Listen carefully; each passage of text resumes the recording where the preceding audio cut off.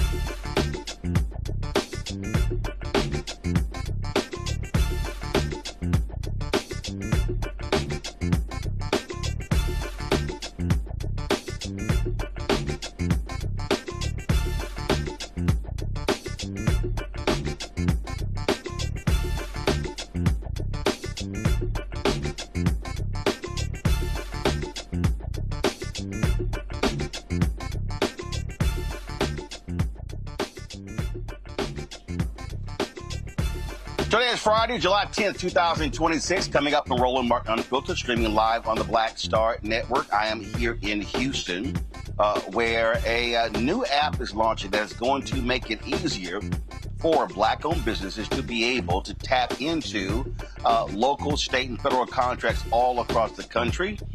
We'll explain to you more about that later. On today's show, attorney Ben Crump, who is the family attorney for the Nolan Wells family, will join us to give us the latest in the case of that young African-American in Mississippi who died while going voting with several white friends of his. Also, on today's show, Donald Trump clearly wants to steal the next election. He has fired 3 of the administrators tasked with helping states with the November election. What the hell is going on? We told y'all what they're trying to do to rig this process. Also on today's show, University of North Carolina-Wilmington said a scholarship for Black students would have to be changed. The Black family says, no, we're not doing that. That $1 million is likely to be going to Howard University. Also, the alums of the South oldest HBCU, North Carolina Shaw University, don't have faith in their administration when it comes to making financial decisions. We'll talk to the founder of the alumni group. Also on the show, we'll hear from Virginia Attorney General Jay Jones as he talks about how he continues to battle the Trump administration when it comes to civil rights and other issues as well. Folks, it's time to bring the funk. I'm Roland Martin Unfiltered on the Black Star Network. Let's go. He's got it. Whatever the miss, he's on it. Whatever it is, he's got the scoop, the fact, the find. And when it breaks, he's right on time. And it's rolling. Best believe he's knowing. Putting it down from sports to news to politics. With entertainment just for kicks, he's rolling. It's encore, roll, y'all.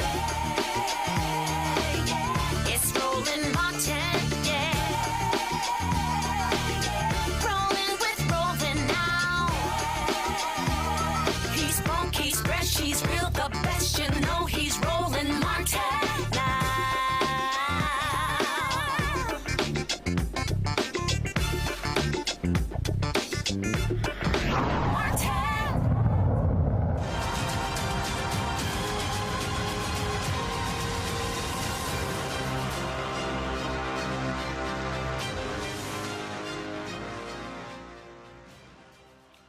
Folks, a federal judge has struck down Florida's Stop Woke Act, saying it infringes on the First Amendment rights of university professors. Florida Governor Ron DeSantis had this as one of his priorities, where he essentially wanted to tell university professors what they could and could not talk about in the classroom. It was signed into law in 2022. It restricted how professors at public colleges and universities could discuss race, gender, and related concepts in the classroom. This week, the 11th Circuit Court of Appeals ruled that Florida cannot enforce provisions of the law, citing the law as forcing an official government line into college classrooms. Florida A&M law professor Leroy Purnell sued the state over the law. He joins us right now. Professor, glad to have you here on the show. Listen, this is abundantly clear what we're dealing with here, and that is Ron DeSantis, like so many other Republicans, want to impose a white nationalist agenda on this country. They don't like the even any discussions about race and gender, and I'm glad to see this federal judge is slapping him down.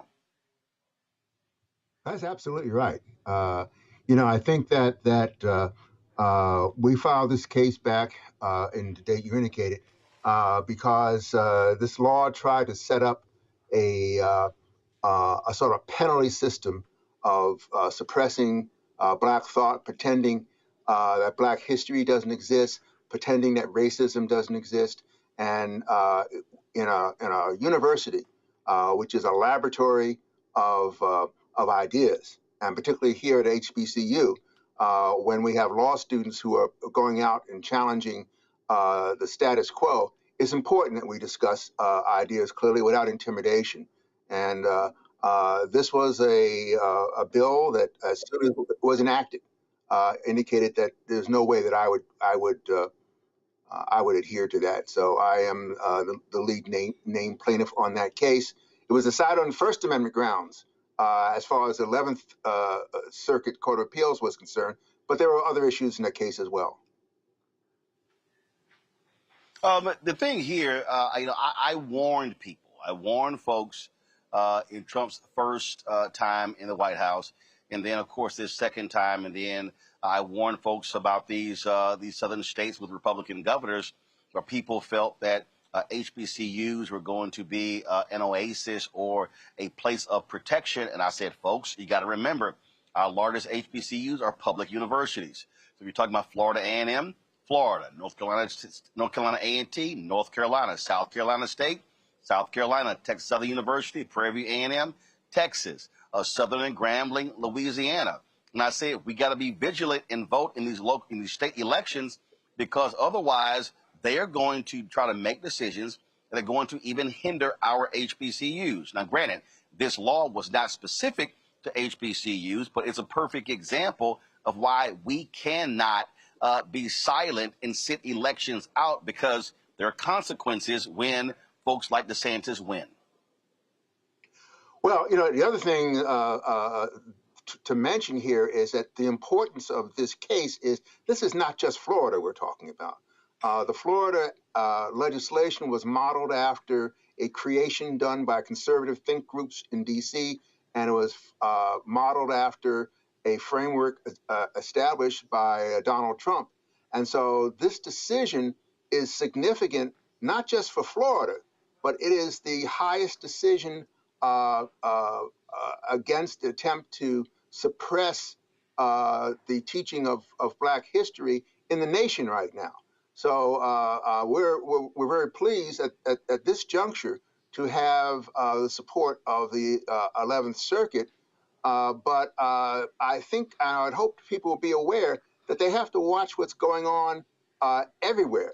This is an attack that I think an article I wrote recently that at least 23 to 30 states have laws on the book virtually identical to what Florida is trying to do in suppressing Black thought and speech. And so we have to be able to fight back against all of this on a local level and on a national level. Also, there in Florida, you have a governor who has put a bullseye on the back of university professors. And as you said, Florida operates sort of as a test case for others. What has been happening in Florida has been happening in Texas. I'm here in Houston with MAGA Governor Greg Abbott, Yes. And Dan Patrick, upending what's happening at my alma mater, Texas A&M University, University of Texas, Texas Tech, and others, because they want to put their right-wing stamp on these state institutions.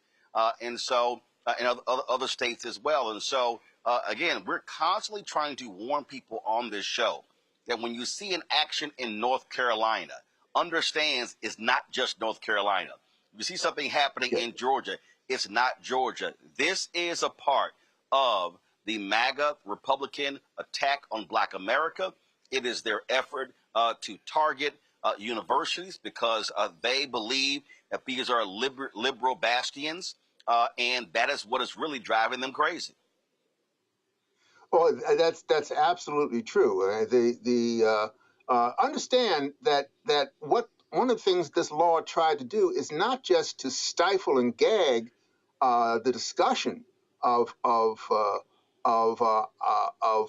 issues in a classroom of ideas, but also to require that we repeat and adopt their own thoughts and their own agenda. I mean, we're talking about a situation here in Florida. Remember, we had a governor who suggested that slavery was simply a job training program for Black folks, and so I'm not going to buy into that.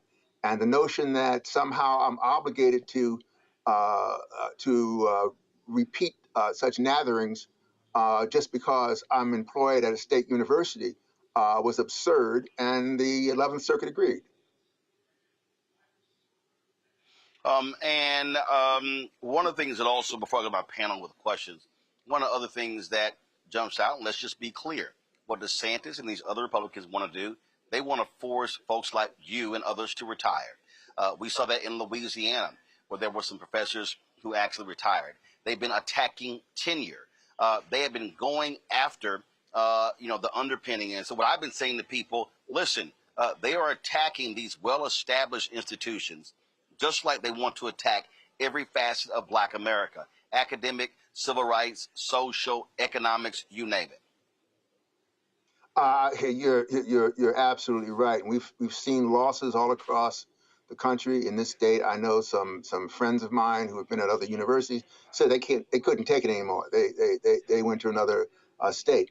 The desire to push out those who would speak up and fight back is a pressure that we feel every day. And yes, that can be reflected, and there are other bills, laws in Florida that try to tie it into tenure, try to tie it into arbitrary decisions to disapprove you if you are not adhering to a party line on this. And one of the positions I've taken on this, and I've said it in other contexts, is that what they're really asking of us is to be a form of slave. One of the hallmarks of being of slavery was you had to remain silent and repeat whatever the master told you. Well, that's not going to happen for a lot of folks. It's not going to happen for me. And I think that this attempt to relive and bring back the good old days, or at least what they thought were good old days, is a war that we cannot afford to lose. And so we do have to pay attention. The other thing one of the things I want to mention is this is not simply a matter of the need of faculty to express themselves. Students want to be taught. Students want an opportunity to talk about these things. Students want an opportunity to address the problems in our country. You can't mandate silence and prevent that. I want to bring my panel right now. Joining us on today's show, Candace Kelly, legal analyst and host of Takeaway with Candace Kelly out of South Orange, New Jersey. Matt Manning, civil rights attorney out of Corpus Christi, Texas. Michael Imhotep, host African History Network show out of Detroit. Candace, you first. Well, listen, as a professor, I know, like you said, let me just echo that students do like to express themselves, and they like the opportunity to have different viewpoints. That is the whole point. And the whole point is that that's what a classroom is for. If you have a different viewpoint, your opinion is welcome. My question is this: is this a precedent that you think will carry a lot of weight? We have different circuits with different schools of thought. What will this do for K through 12? What do you think this will do with the other states that have similar laws on the books? Well, I think that it will have a positive and leading effect. I mean, if you look at some of the language from the 11th Circuit opinion, they are expressive and indicate concerns about the impact of legislation like this on K through 12 as well, although that's not specifically the issue that was raised in this case. As I indicated earlier, when we look at the laws like this that have been adopted in every state, almost a blueprint. You scratch out one name and you write in another. This is, to my, as far as I know, the highest level, that is the United States Court of Appeals, that this issue has reached in a positive manner. The 11th Circuit is a very well-respected circuit, and I would hope that this will have sustaining quality to it and provide leadership for other states and other circuits that are considering virtually identical laws. Thank you. Matt? When I see these kinds of things, Matt? it just seem to me to be, can you hear me?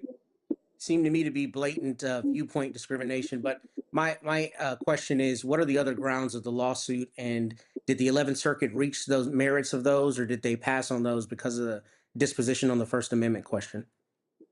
Well, when you look at the original lawsuit that was brought, it raised the First Amendment issues and also raised issues relating to equal protection and the fact that this law was a poorly disguised direct attack on Black folks. I mean, even its name, woke is a term that originated in the Black community, and so it has a disparate impact on the Black community, and those issues were raised in the original complaint. Judge Walker, the district court judge who issued the preliminary injunction, decided that the First Amendment grounds was strong enough that he issued an opinion based on that, and did not address the other issues that remain in the case. But there are other issues in there in terms of equal protection that presumably, when this case finally reaches full litigation and trial, will be addressed again.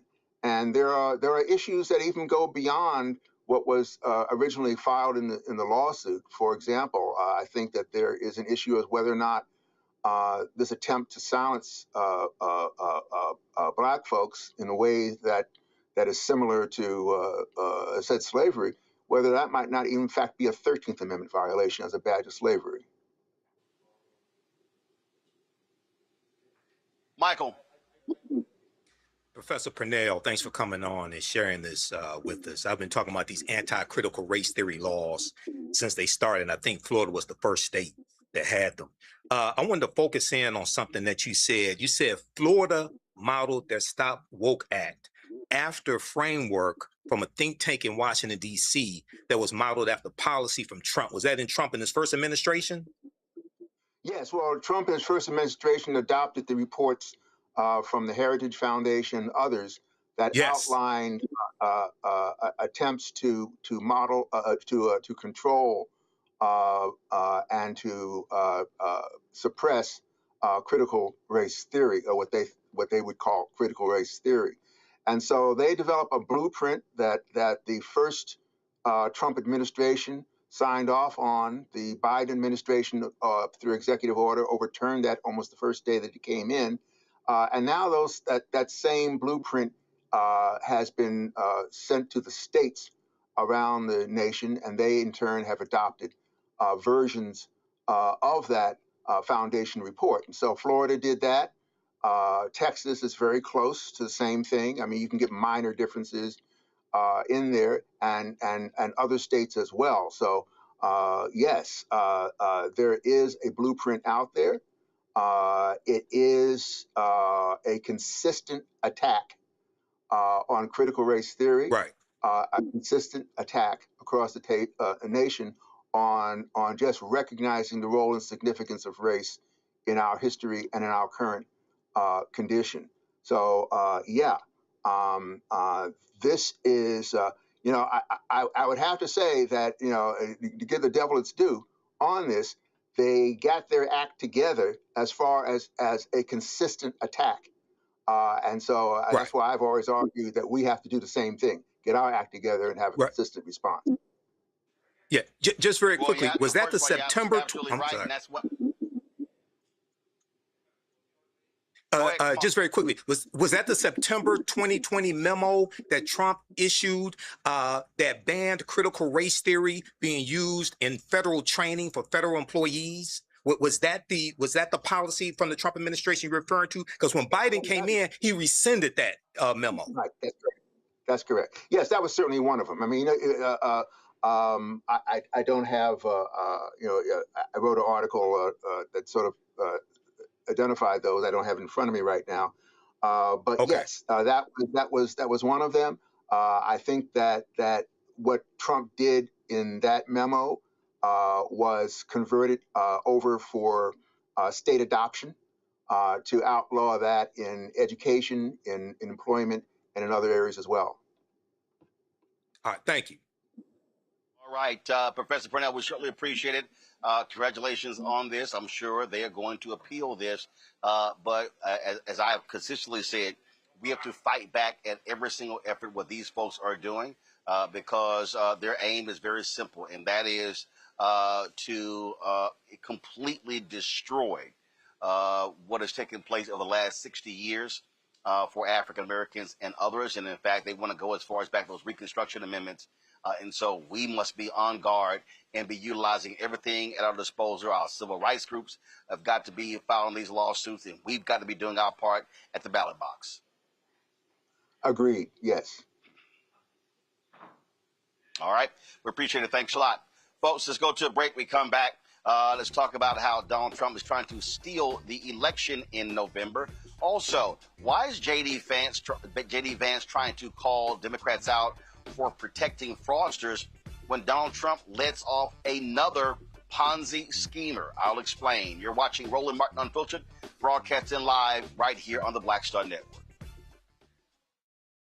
All right, folks, let me tell you about Chapter. Now, if you're in Medicare or about to be, the system is not set up to work for you. Too much fine print, too many plans, and too many people making money off of your confusion. And look, we're used to this. We're no strangers to systems that don't have our best interests at heart. But we don't have to accept it when it comes to Medicare. That's why I'm telling you about Chapter. Their advisors are independent and honest. In fact, they're the only Medicare advisors that compare every plan nationwide. And they're focused on one thing: what works for you. If there's a better plan out there, they'll find it. If you're already in the right one, they'll tell you that too. There are no games. Just last year, people who switched with Chapter saved an average of $1,100. It's 20 minutes and a real person. It's completely free. My parents actually have already called. My mom sent me a text. Folks, give Chapter a call at 724-264-8281, 724-264-8281, and connect with someone you can trust. Folks, these are the kind of services that we need for our audience here at Roland Martin Unfiltered and the Black Star Network. So call Chapter right now, 724-264-8281. What's up, y'all? This is Wendell Haskins, a.k.a. Win Hogan at the Original T Golf Classic. And you know I watch Roland Martin Unfiltered.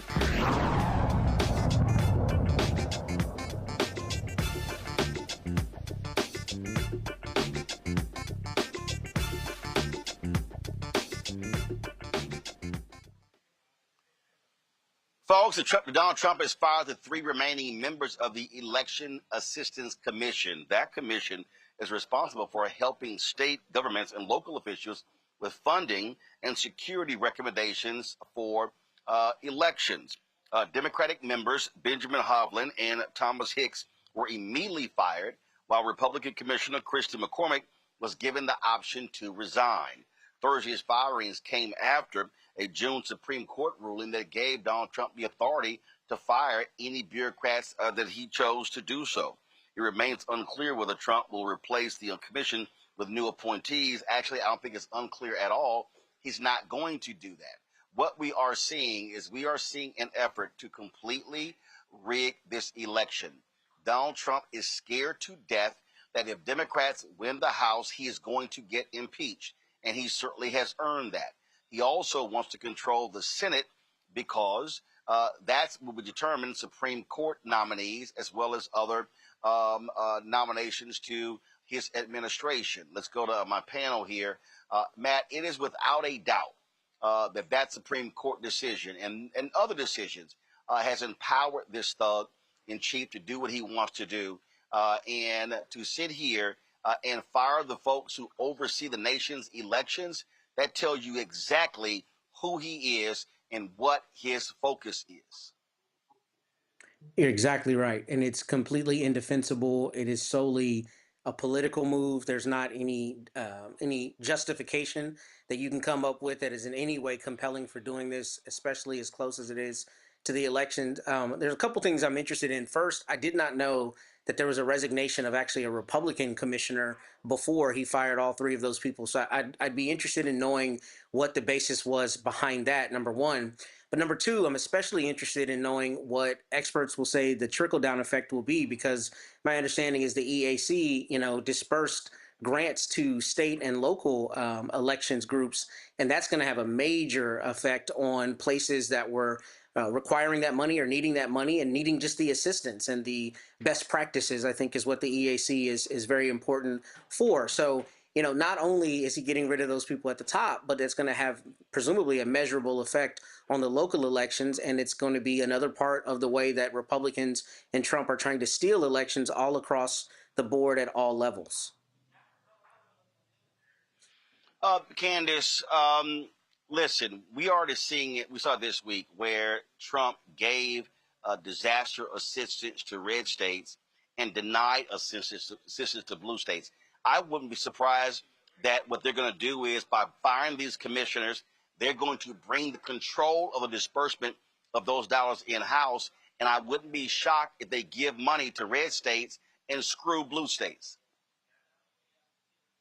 They're rolling. I mean, listen, this is what happens when you back a dog up into a corner, right? They start barking and you get out your broom and you try to fight them and they attack. And this is exactly what Trump is doing. Like you said, what's going to happen is because there's nobody that's going to be anywhere to make the policy. So the default policy is going to come from Trump and anybody else who's around him. We're talking about voting machines. Are they working properly? Like Matt said, do local jurisdictions have the money that they need in order to properly function? The registration form that Trump wanted really strict requirements to make sure that people were not immigrants and had full citizenship. All of that's going to go into effect by default if nobody watches and if voting rights groups and people like you and me do not pay attention to this, because that is what the setup is. Help whatever is going to help with him in this midterm elections, which is exactly why these firings are taking place. He is scared. He's scared for the ultimate outcome, like you said, because impeachment is on the table. But this is not surprising. And anything that we see from Trump on any day is not surprising. But this is a power that was given to him. Let's start there. We saw what he did in terms of stacking the courts to make sure that he ultimately got to this point. This is exactly what he wanted. And by default, there will be default policy while nobody's watching, but enough people are watching. Michael. Yeah, Roland, this is another move by Trump, like you said, to try to avoid the inevitable. He's scared to death of the 2026 elections. We saw the seizing of ballots in the county in Georgia. We know that he said he wished he had seized ballots in the 2020 election. So I think you're going to have state attorney generals pushing back on this, fighting back on this if it comes to a situation where there's a reduction in distribution of grants to states, things of that nature, right? But at the same time, there has to be a energy on our side that fights back against things like this. So there has to be, connecting this to the segment with Professor Purnell. This is straight out of Project 2025. Okay. And it's like, people on the ground have to really understand how to connect the dots, because Black people are in the crosshairs. This is not a game. That's why I don't use the phrase they're playing in our faces. These white nationalists are not playing. At some point, we have to wake up. Absolutely. And so again, we keep making this point to folks consistently that elections have consequences, and the only way to stop these people if we absolutely positively overwhelm the ballot box. All right, let's go to a break. We come back, lots to talk about, including we'll talk to attorney Ben Crump about what's happening in the case of Nolan Wells, the Black teen who was found dead in Mississippi. That is coming up next. Folks, you're watching Roland Martin Unfiltered on the Black Star Network. Be sure to support the work that we do. Join our Bring the Funk fan club. If you want to contribute via Cash App, use the Stripe QR code. You see it right here on the screen. That's also for credit cards. If you're listening, go to blackstarnetwork.com. Checks in money order. Make it payable to Roland Martin Unfiltered. P.O. Box 57196, Washington, D.C. 20037-0196. PayPal is R Martin Unfiltered. Venmo RM Unfiltered. Zelle Roland at RolandSMartin.com.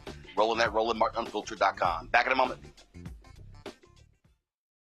Chapter. Now, if you're in Medicare or about to be, the system is not set up to work for you. Too much fine print, too many plans, and too many people making money off of your confusion. And look, we're used to this. We're no strangers to systems that don't have our best interests at heart. But we don't have to accept it when it comes to Medicare. That's why I'm telling you about Chapter. Their advisors are independent and honest. In fact, they're the only Medicare advisors that compare every plan nationwide. And they're focused on one thing: what works for you. If there's a better plan out there, they'll find it. If you're already in the right one, they'll tell you that too. There are no games. Just last year, people who switched with Chapter saved an average of $1,100. It's 20 minutes and a real person. It's completely free. My parents actually have already called. My mom sent me a text. Folks, give Chapter a call at 724-264-8281, 724-264-8281, and connect with someone you can trust. Folks, these are the kind of services that we need for our audience here at Roland Martin Unfiltered and the Black Star Network. So call Chapter right now, 724-264-8281. My name is Bill Duke, and you're watching Roland Martin Unfiltered.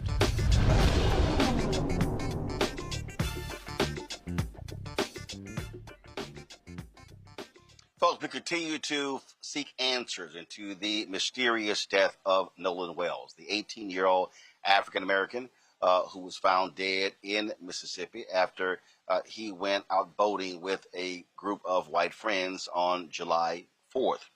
Independent autopsy is being done on his body. The Mississippi officials say they continue this investigation. And again, we continue to ask the critical questions. What happened? What happened to this young man? And how did he end up dead? Joining us right now is Christine and Elmore Wansley, the parents of Nolan Wells, also the attorney, Ben Crump. I'm glad to have all three of you here. Certainly our condolences go out to you, Christine and Elmore, on the loss of your son. Thank you. I want to be clear in terms of trying to understand this timeline. What time did Nolan go out with his friends? What time did they go out boating on July 4th? So that was sometime in the morning. I don't have the exact time. I do still have his information up on the Life 360, but it was earlier in the morning on July the 4th. So, and so he said, hey, July 4th, we're going out for the day boating. Was this something that he had previously done with his group of friends? Yes, it was, and there was no issues, and my son came home. So, did he indicate for you what time they're going to be coming back?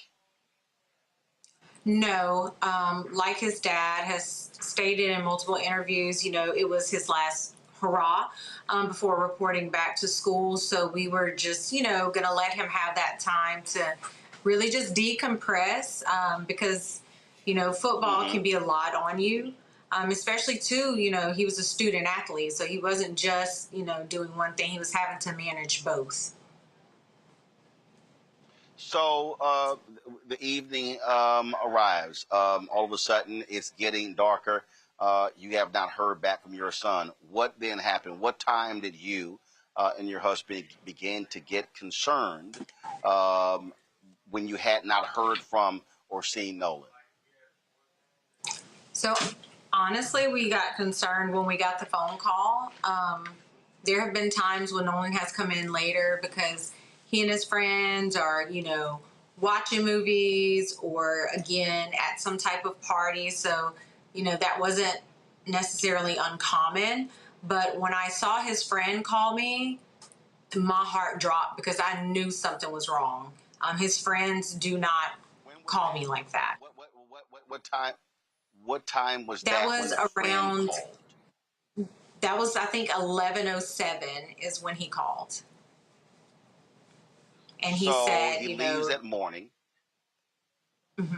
Go So ahead. he left the evening before. So him and his friends, they all stayed the night at one of the other friends' house.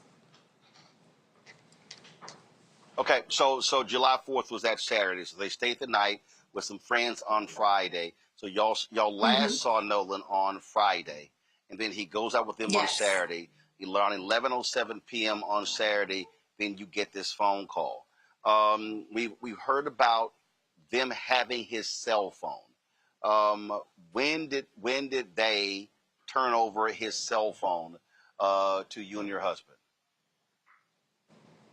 So they actually gave the cell phone to my friend. Whenever I got the call that Nolan was missing, I was like, you know what, let me call my friend Tashima because her sons, Jalen and Javon, Nolan actually, those are the guys he actually grew up with, right? Like from playing City League on up. We were very familiar with Jalen and Javon and their mom. Again, they're friends of ours. And so I called her and I was like, hey, have you seen Nolan? Can you ask the boys? Have they talked to him? And she was like, you know what? And the boys, of course, they were like, no. So they're pulling up their location tracker on Snapchat because they all follow each other. And they, were able to help pin. I'm pulling mine up on Life 360. So between the two, we were able to determine where his phone was, which is not where his car was. So the car and the phone were in two separate locations. Elmore and I were trying to, after we got off the phone with Tashima, because she was like, hey, look, don't worry about it. I'll go get it. We went ahead and started calling authorities to see who we needed to file the missing persons report with. And when you got the phone, Elmore, I have. Go ahead. I'm sorry. Go ahead, Ben. Go ahead. You asked about the phone. It was important when they got the phone. Mm-hmm. So it took a while. It took a little bit before the phone was handed over to my friend. And then we did meet up. And of course, we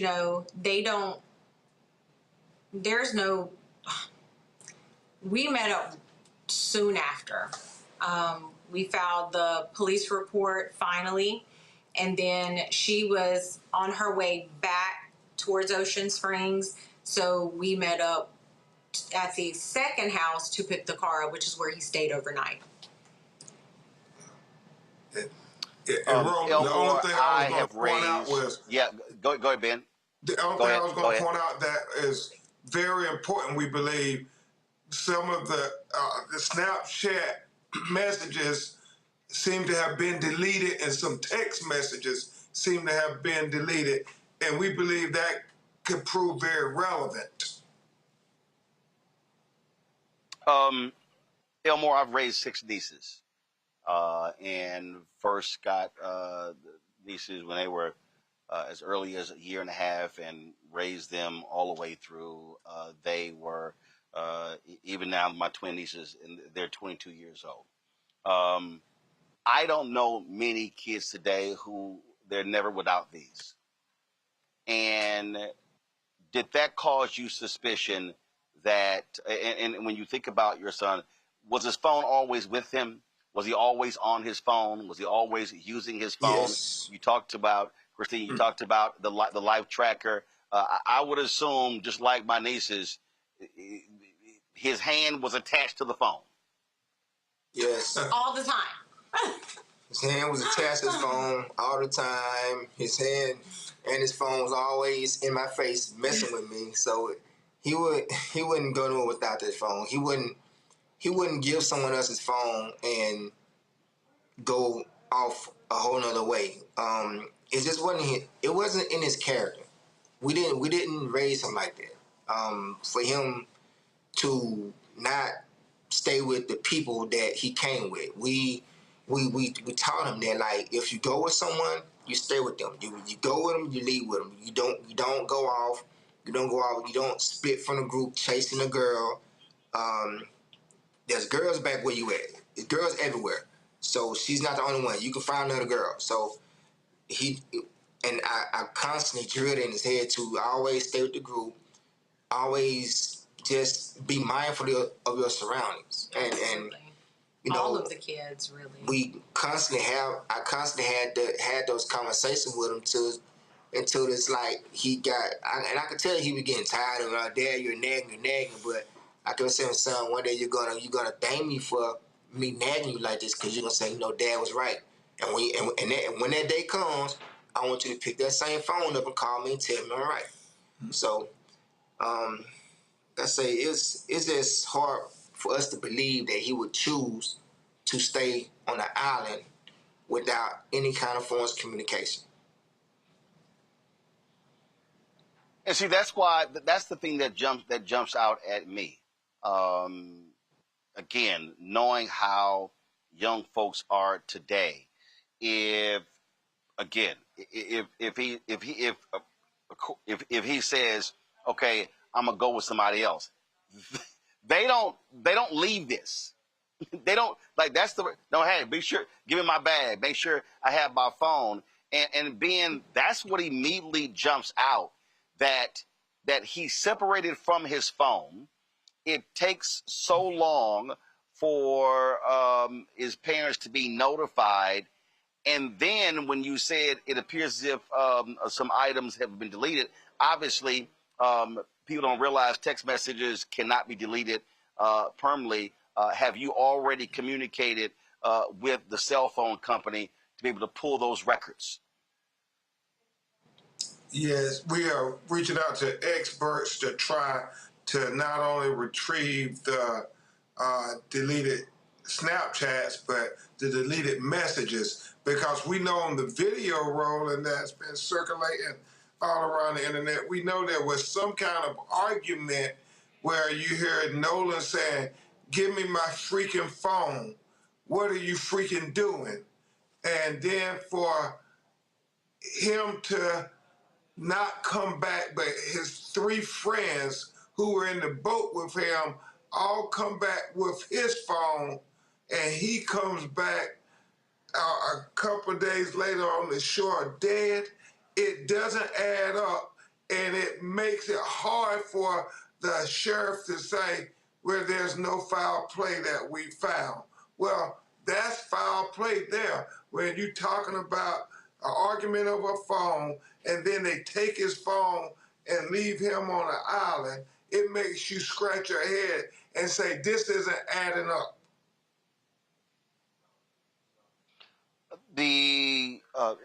Have you, Christine, and first, have y'all had any?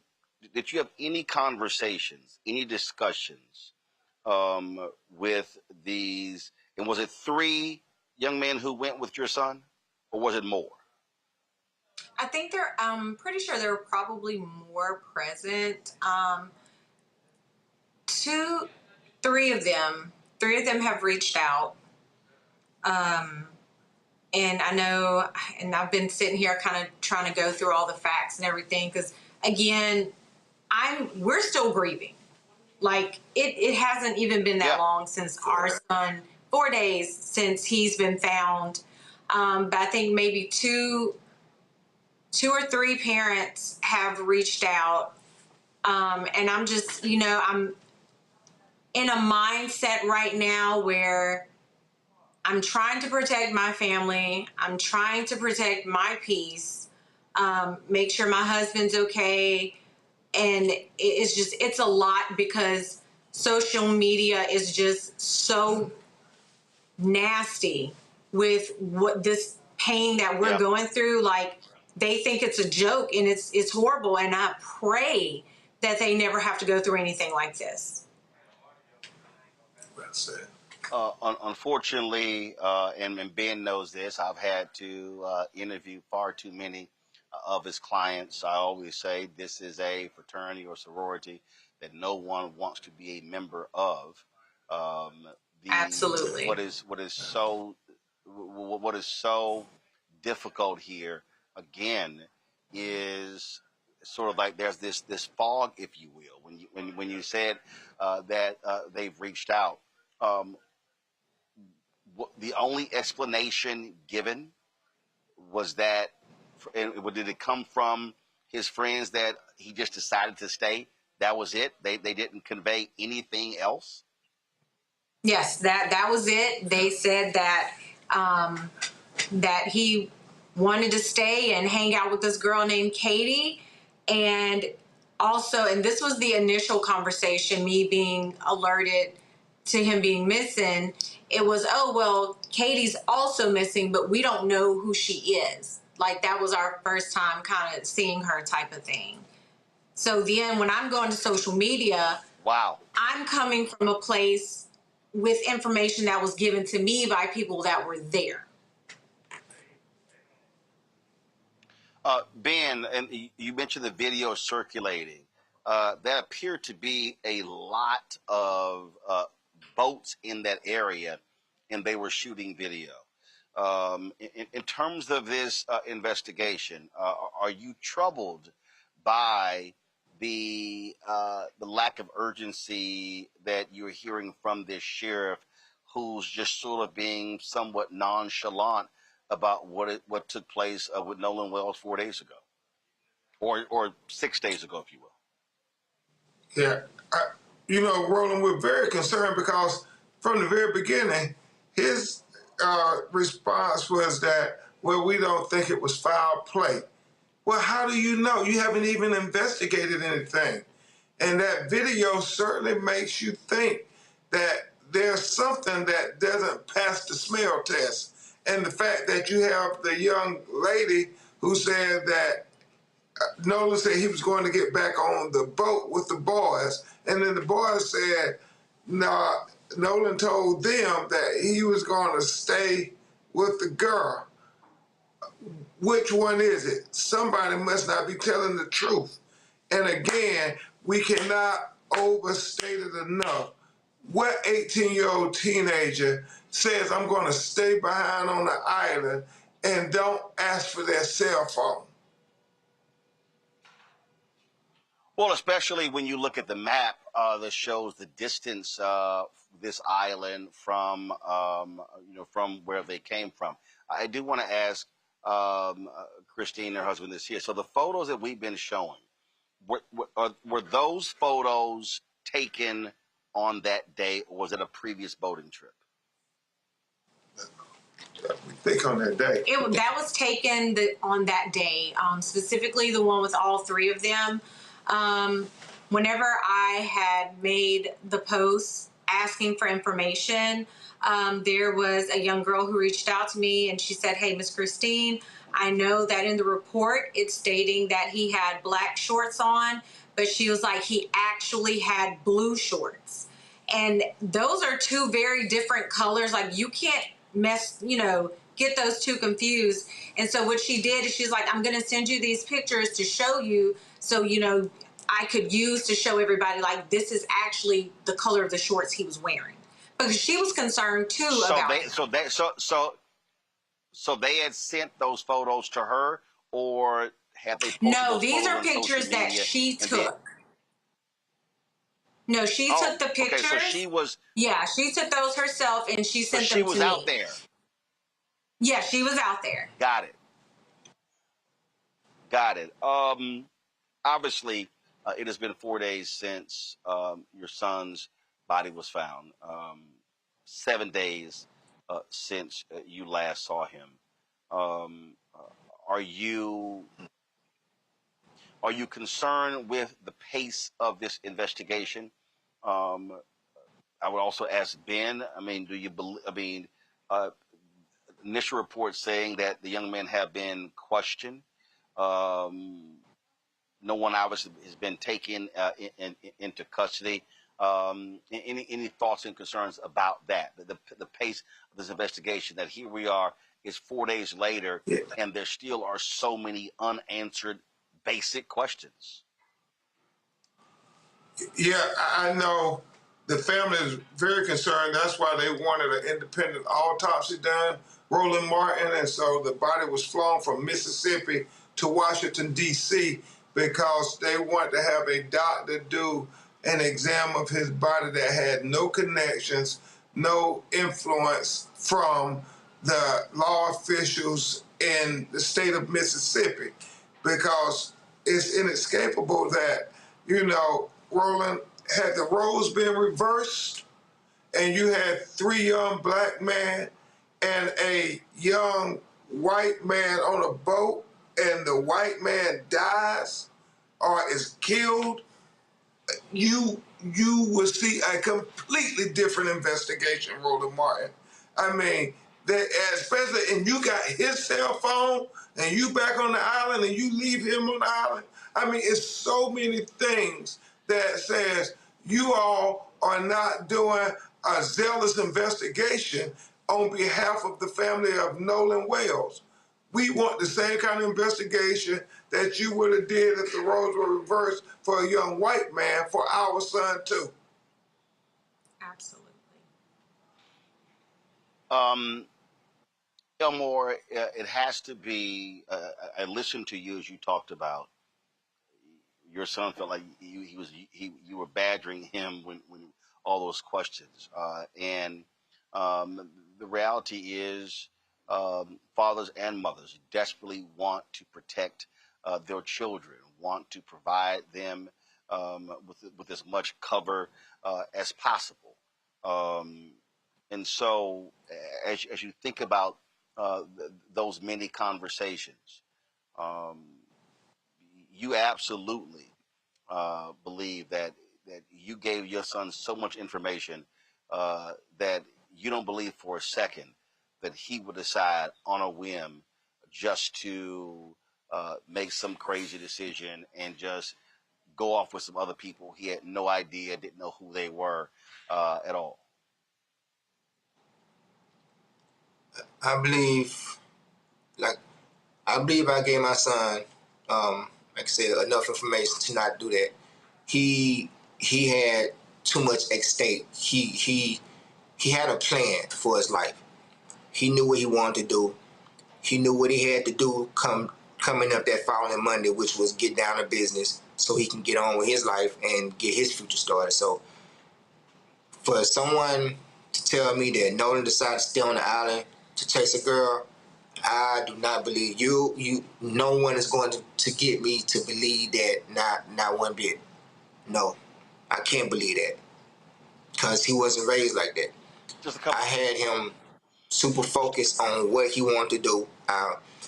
He was finally buying into what I was talking about as far as sports and business, and really taking it serious and understanding that if he wanted it, he had to put in the work. Just a couple of questions left. Christine, you talked about how nasty folks are on social media.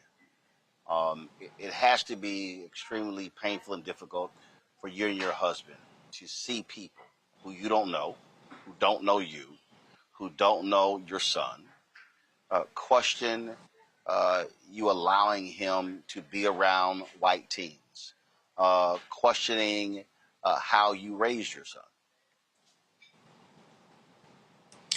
What I would say to that is the amount of love and support that we've received from our local community, people outside of our community is, and even his friends, it's a testament to his character. It's a testament to us as parents. And this is the thing, I would never, and my husband the same, we would never tell our child, any of our children, you are not allowed to associate with this person over here because of the color of their skin or because this person over here is purple. Absolutely not. And just the way Nolan's heart was, he was a friend to everybody. Like, he was just, his heart was that big. So, like, I don't care. Because at the end of the day, I know we did everything we could as parents, raised our children as best as we could. We have always told them to be kind, caring, and respectful to others, no matter who they were. And that's the way we were raised. So if anyone has an issue with that, then that seems like that's a you problem, not a us problem. Ben, final question for you. Have you gotten any indication? First of all, Ben, who's leading this investigation? Is it the sheriff or is it the Mississippi Bureau of Investigation? I think at this time it's still the sheriff because the sheriff is the one who's making the statements. The sheriff in Jackson County, Mississippi.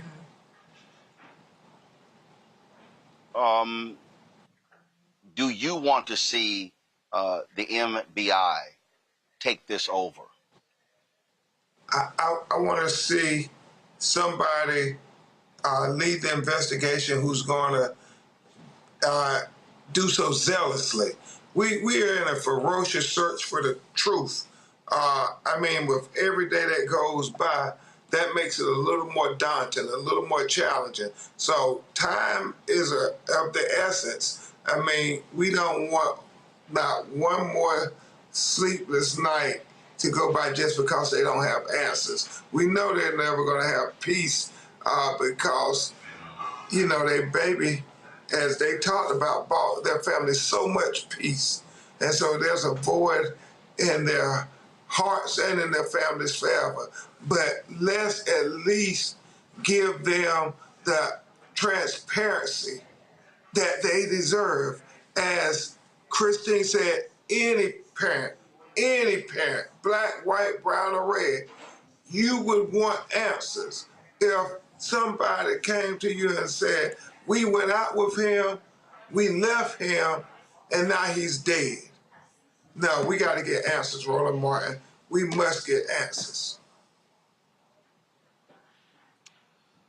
Christine Elmore Wansley, again, our condolences go out to you. It is absolutely difficult, and as you said, it's even more difficult when you're trying to grieve the loss of your son and you're having to do interviews and, frankly, put the pressure on officials to get answers as to what has taken place.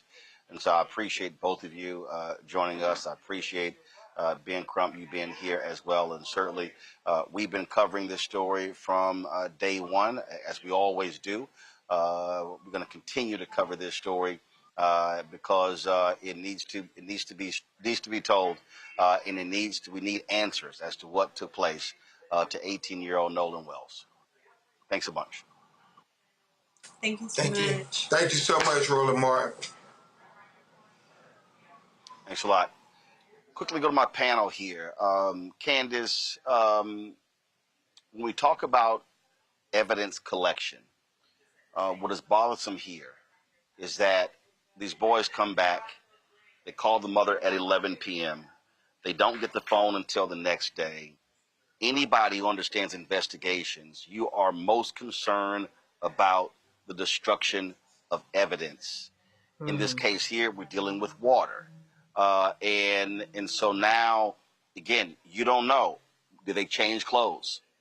Now you're talking about, where was there a fight? Scratches on their body.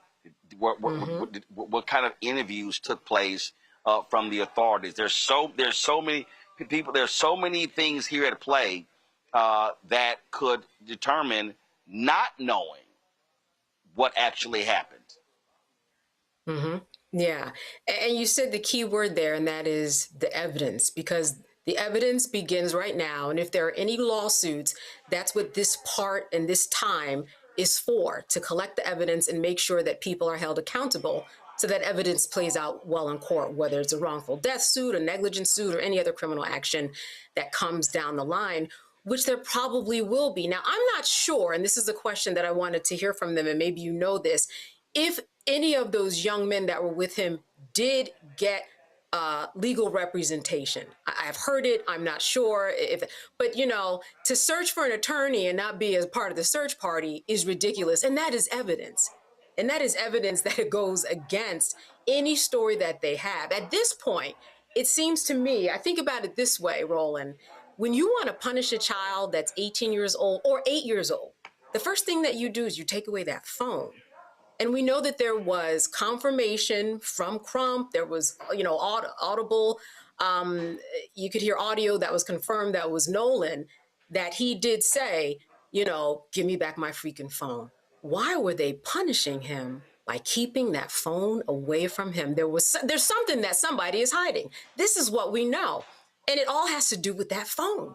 The fact that they went home, sat on that phone, that a friend of hers had to go retrieve the phone. Nobody offered that phone up?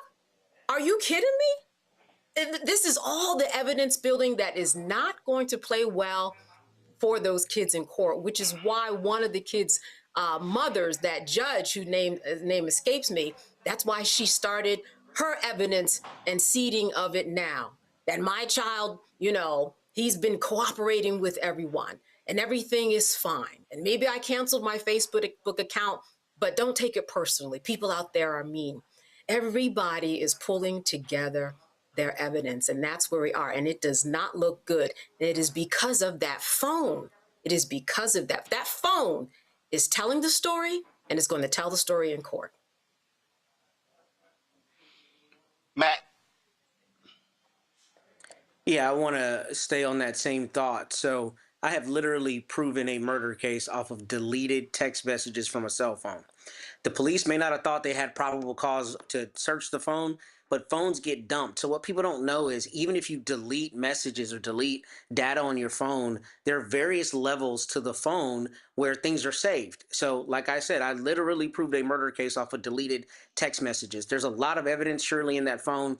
And there are a couple things I don't understand in this case. The first thing I don't understand is if you have a video that's contemporaneous with their time on the island with Nolan, and they come back with his phone and he's protesting them having his phone, you have a theft. So how you don't issue an arrest warrant immediately for the theft, how you don't decide to dump the phone, how you don't send an exigency search warrant to Snapchat, to social media, to the phone provider. I mean, they do that all the time. When somebody's missing and they have reason to believe there's been foul play, the police routinely do that, and the phone companies and other providers have a means whereby they can get them information in an exigent circumstance. Here, on the 4th of July, this young man goes missing. The family realizes he's missing. It seems to me the police had a number of things they could have done to truly investigate this and preserve that evidence.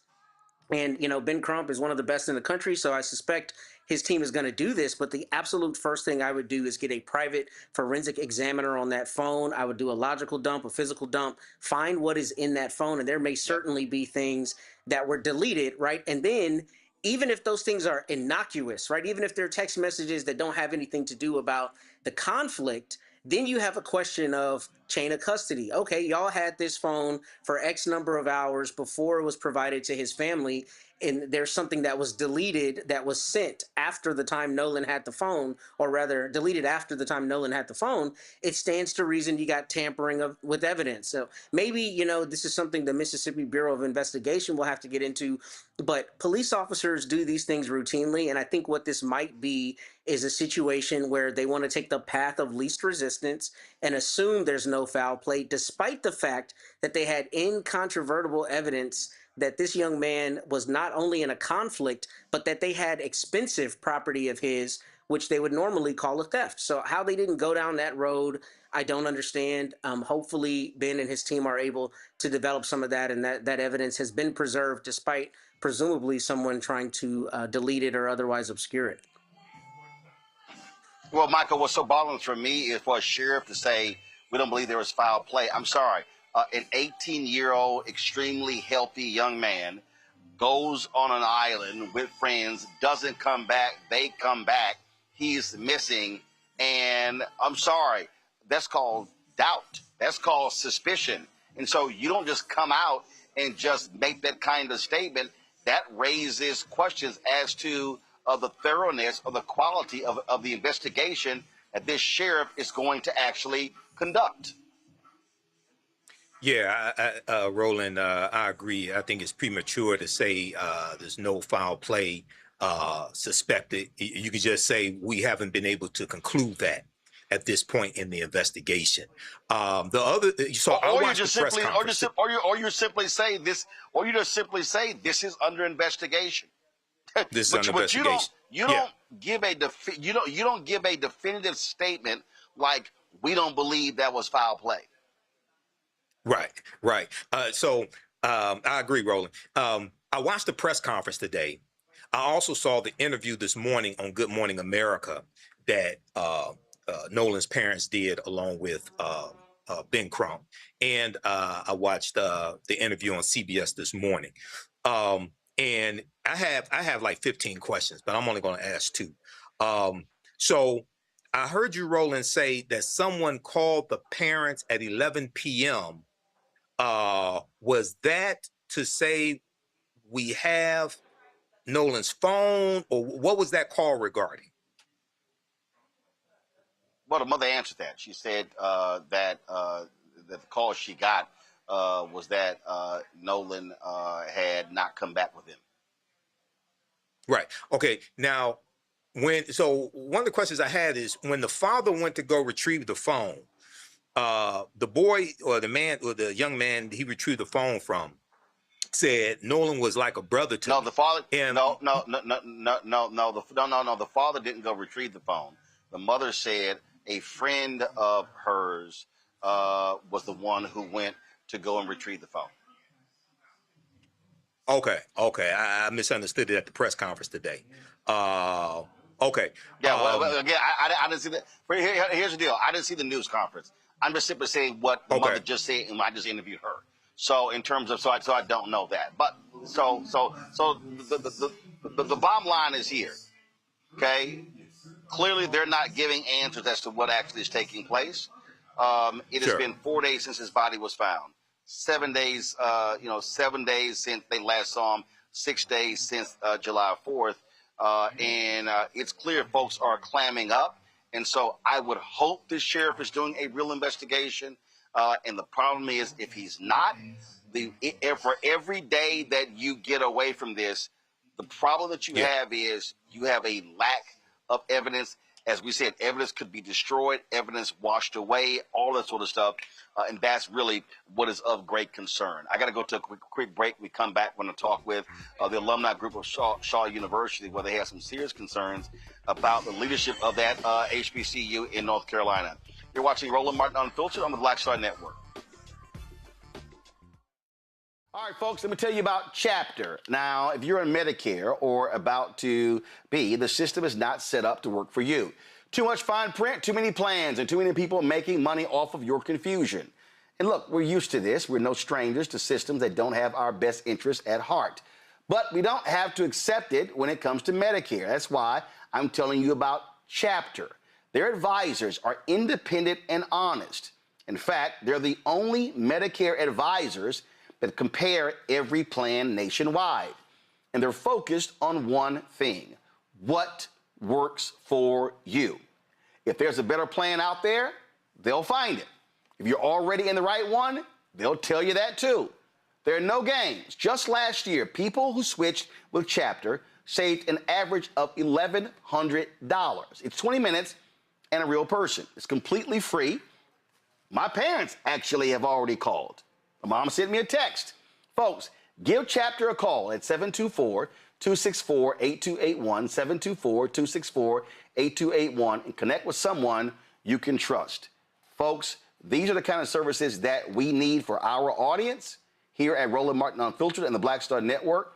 So call Chapter right now, 724-264-8281. I'm Ryan Wilson, CEO and co-founder of The Gathering Spot, and you're watching Roland Martin Unfiltered on the Black Star Network.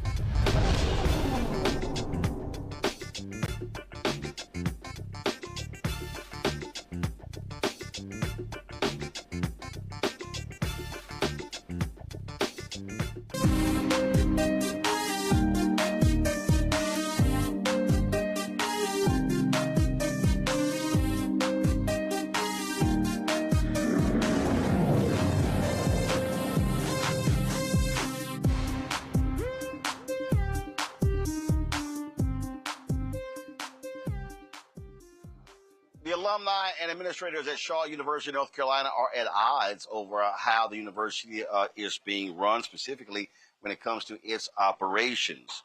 The alumni said leadership is not being transparent about it increasing debt. Also, the sale of the school property and the 2023 Shaw U district rezoning plan. Some alumni fear that their beloved university could meet the same fate as St. Augustine's University. We've been covering the drama with that university. Eugene Myra, his founding member of Save Our Shaw. He joins us now. I'm glad to have you here. Eugene, so what exactly is the issue, this concern that you and others are expressing? So, Roland, the rezoning happened a few years ago, and Dr. Dillard said we were supposed to see a public-facing master plan by last year. So, and mind you, Dr. Dillard's contract actually expired in June. So she had a town hall, an alumni town hall. She didn't bother to invite the Alumni Association, but she had an alumni town hall and said that the board approved a $550 million master plan in February of last year. But yet, we still haven't seen this master plan for the university, which I need to go back and state that there is a such thing as a campus master plan, but Dr. Dillard chose, and the Board of Trustees chose, to go with a Shaw U business district, which in fact may be a violation of the charter, which states that Shaw's land is to be utilized for institutional purposes perpetually. Okay, so you're saying that a master plan for the campus is different from this Shaw U business district? No, we're still waiting to see the master plan. We haven't seen a master plan yet, but as they're prolonging the presentation of this master plan, we're coming across deeds where Shaw's assets are continuously being sold. Shaw's assets are being sold off, and our debt continues to increase. Remember, at the CARES Act landed the Titanic for us. But just last year, Dr. Dillard and the board took out a loan for $20 million, putting up all of Shaw's real estate for $20 million. And I stress the $20 million because just down the block from Shaw, 1.3 acre of land sold for $21 million. Okay, so you mentioned the CARES Act. And so what was your point? Was your point there how much money Shaw was able to get from that should have assisted them in stabilizing their finances? Exactly. Once we were 20 plus million in debt, The CARES Act wiped that debt out, and I believe the year may have been 21 or 22, and I believe Shaw's surplus was like $21 million. Next year was like a surplus of Yeah, I'm $600,000. looking right here. I'm looking right here. I have the spreadsheet. Shaw received $44,188,477 and 1 cent as a result of Cat 1 F1 forgiveness, CARES Act 1, CARES Act 2, as well as the American Rescue Plan 1, American Rescue Plan 2. And magically 5 years later, we're back in debt. Assets are continuously being sold, but it's to the point now where the board of trustees is so dysfunctional. If you talk to one board member, you'll get an answer. Like a prime example, I'm asking them how many board members are showing up to the meeting. Somebody will say 8. Well, they've changed the bylaws where at quorum you need 15. So I'm saying, how are y'all even having a meeting? Oh, well, Chairman Joe Bell has 5 proxy votes in his pocket. Roland, if somebody was to really do the homework, proxy votes, a chairman of a nonprofit organization in the state of North Carolina, it is illegal for the chairman of the executive committee of a nonprofit organization to utilize proxy votes because all of these board members have a fiduciary responsibility. Yep. So with that in mind, does the alumni plan on suing the university? Listen, we sued some years ago. So we ran into a situation in federal court where a judge said, yeah, y'all went to Shaw University, but you don't have standing. The same issue that St. Aug came up against. St. Aug elected their alumni president, but the board never sat him. I went with them to court, Roland, and I watched the attorney for their board of trustees say, yeah, they have valid points, but they don't have standing. They don't have a board member with them. So regardless of all of this corruption, the binders, the judge said, there's nothing I can do here. It was tossed out. So at this point, we're literally trying to gather. But in the case of St. Augustine's, just like your private university, there was a role that the Attorney General plays because you are a nonprofit. So have you had any conversations with the Attorney General of North Carolina? And that's the move that we're headed toward right now. Our next conversation is trying to have a discussion with our Alumni Association representative because it would hold much more weight if we had a member of the board of trustees with standing. If that doesn't work, then our next choice we would have no choice but to go to the Attorney General to ask them to look into some of these matters because it goes so deep, Roland, as to Shaw's original charter was on the books in 1875. Fast forward to, I believe it's around 1947. Section 8.5 was added to the charter specifically around real estate. It specifically states that the only way Shaw could sell real estate is to be signed by the chair of the board of trustees, the secretary of the board of trustees, as well as a university seal. We have property. Dr. Dill is selling property. Chairman Joseph Bell is selling property. There's no seals, no signature from the secretary of the board of trustees, even going back to the sale of WSHA.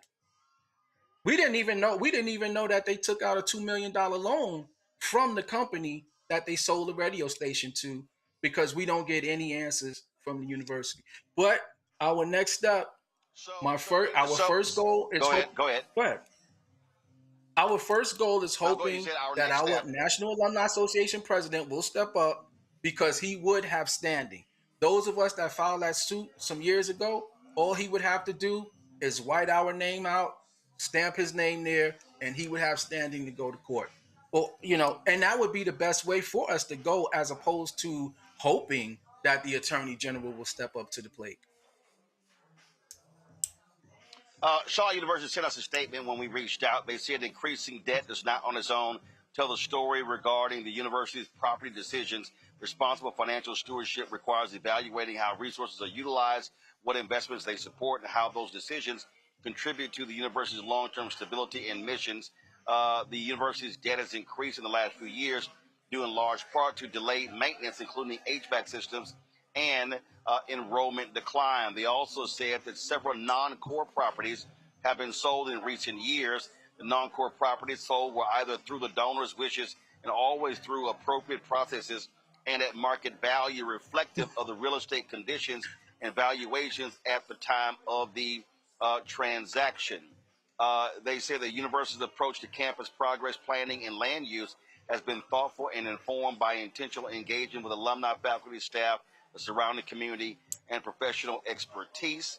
In 2019, Shaw University engaged the Urban Land Institute to provide an independent assessment and strategic recommendations related to campus development, land use, partnerships, and long-term growth opportunities. The resulting report is part of an extensive effort to thoughtfully evaluate how our assets can best support our mission and sustainability. They also addressed the issue of rezoning, master plan, and bylaw changes. They said in summary, with the 2022 reaffirmation by SACSCOC, our accrediting body, and adjusted plans to roll out the Shaw U District Rezoning Master Plan in fall 2026, our focus remains on strengthening Shaw University's financial foundation through thoughtful stewardship, strategic planning, enrollment growth, expanded partnerships, and diversified revenue opportunities while preserving the legacy and mission that have defined Shaw U since 1865. Your final comment. So, Roland, fall 2026 will be an opportunity again to avoid the alumni body. Dr. Dillard came to the alumni meeting and this past October or whenever it was. Dr. Dillard was at the meeting. She said, "We're not selling any downtown property." Think about the multiple lies that we've been faced with. There's nothing left but downtown. There's nothing left but our down. Now the language is, well, we're selling non-core properties. Why they haven't showed that master plan is because it wipes out the entire campus. It wipes out what we know as the yard. It wipes out the latest dormitories that they built. The joke was Shaw University is one block. They are literally turning this into one block. When you look at the rezoning application, it says Shaw will house 100 students in the third building for 5 years. What about the first? What's the first two buildings? Why only for 5 years? And Roland, if you will allow me, I know you can, but let me just take it back to the radio station sales. Let me talk about the multiple scams. See, WSHA was sold to cover up a bunch of things. When Dr. Emeka filed his lawsuit, his whistleblower lawsuit, he said he was asked to sign off on a fraudulent audit. Dr. Emeka said his budget was $20,000, but they told him it was $500,000, and he had paid interns he never met. So somebody spent over $500,000, tried depending on Dr. Emeka. Somebody was receiving checks from WSHA, tried depending on Dr. Emeka, and then they would have turned this over to the Center for Public Broadcasting, trying to get matching funds. And when Dr. Emeka said no, even within his lawsuit, he was like, remember what happened to Dr. Ajay the years before for $400,000? This is why Shaw does not prosper, Roland. Everybody has their hands in the piggy bank. We need our board of trustees to leave. They've been there for more than Willie Gary, 40 years, Lorenzo Williams, 39 years, Tom Darden, 34 years, even our current chair, Joseph Bell, 28 years. Roland, our charter specifically says 3 years. These people have bastardized their own bylaws. They don't follow the rules to their own bylaws. It's to the point now where we're going to lose everything if we do not get rid of these people. These people have to go. The only reason to keep Dr. Dillard around for another year is not to focus on the master plan. It's to get this check that they're waiting for. Roland, we had a fire in January. And turns out the buildings failed the fire inspection back in December. Come to find out, all of the dormitories have failed the inspection. So you're not keeping the kids safe. You're not bringing in any money. The endowment is shrinking. We didn't even get into the audit. They're borrowing money from the endowment right now, and there's $2.8 million that they took from endowment. You're not supposed to be able to do that.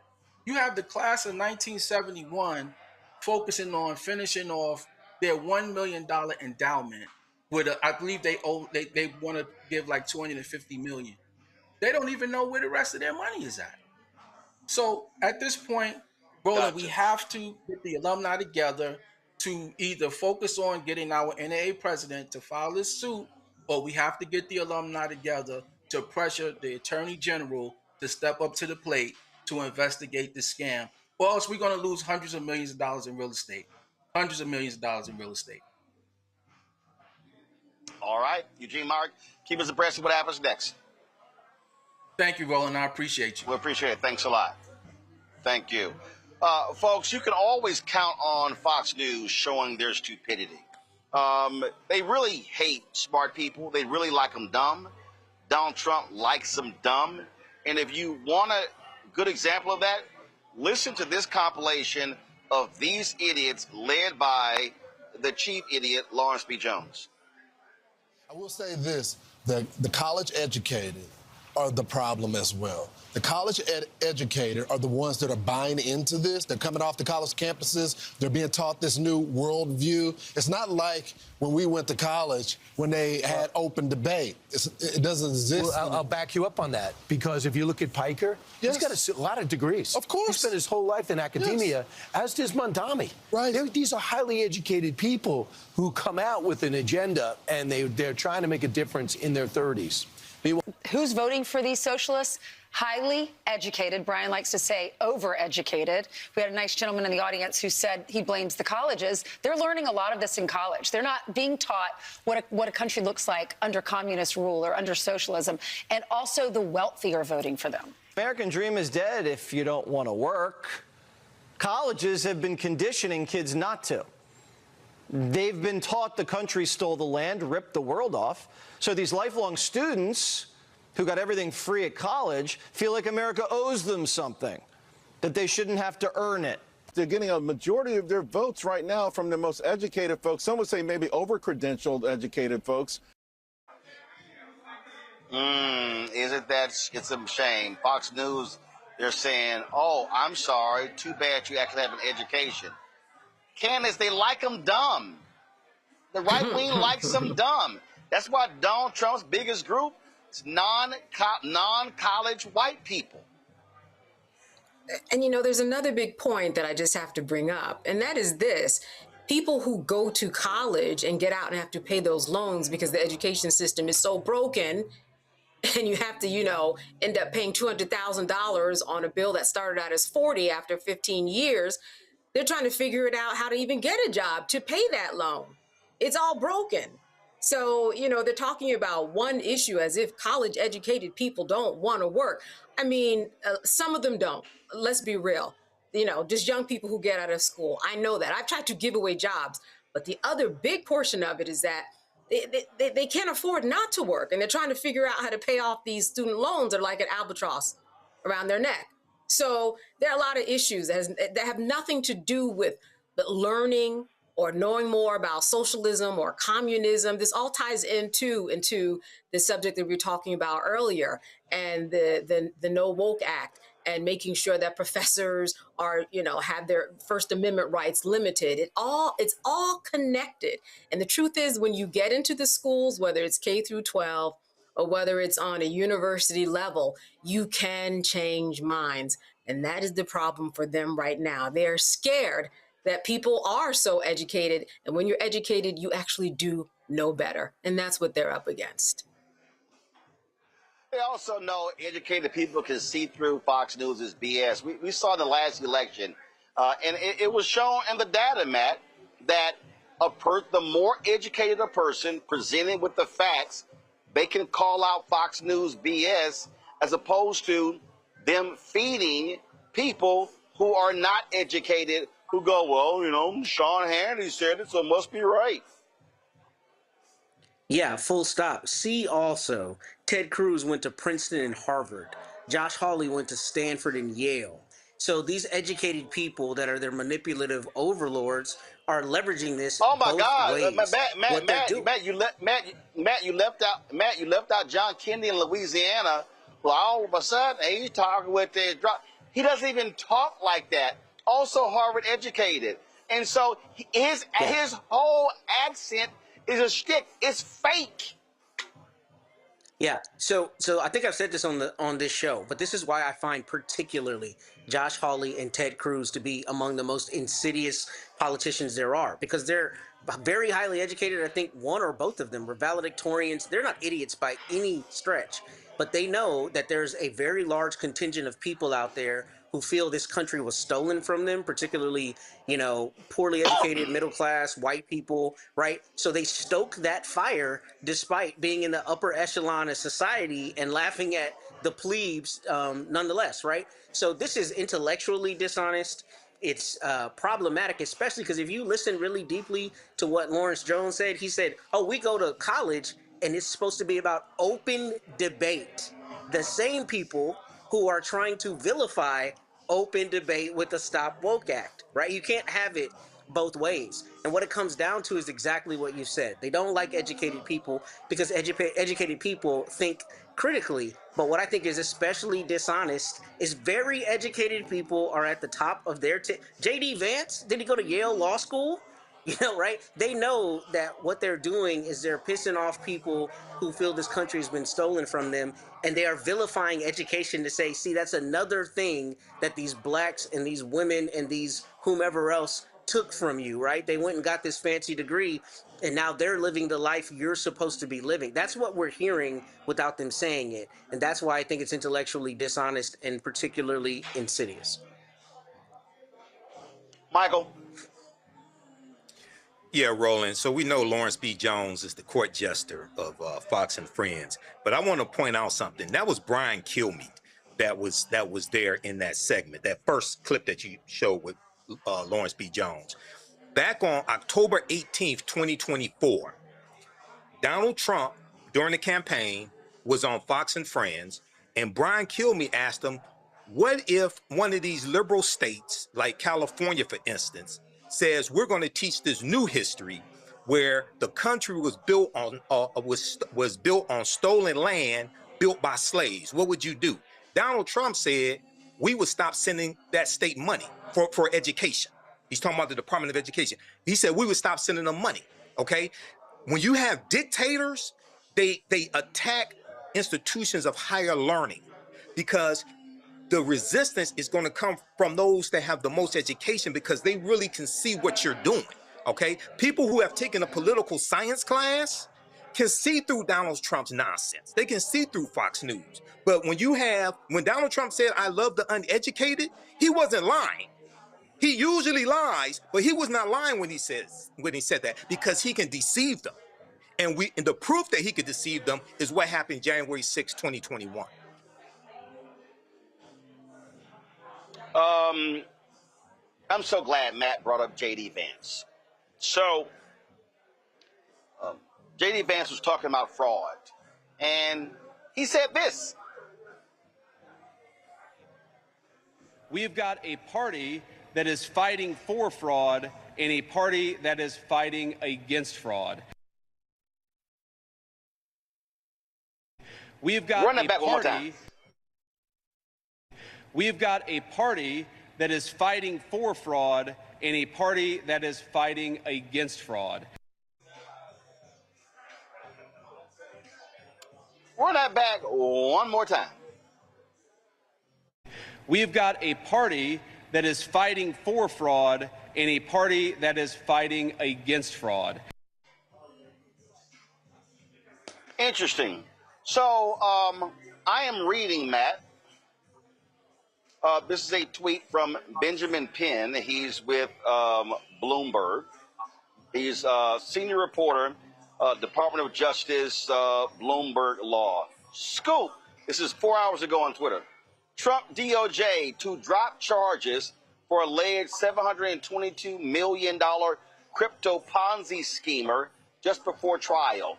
Bid Club mastermind said he built scam on backs of idiots and sheep.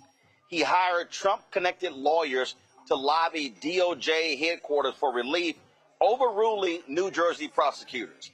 We can read off a line of people that Donald Trump has pardoned and allowed them to keep the money, people who Ponzi schemers, defrauders, folks have stolen. And so Trump's idea is that all of these people are the victims of overzealous prosecution. J.D. Vance, the party you're talking about who is protecting fraudsters, it's yours.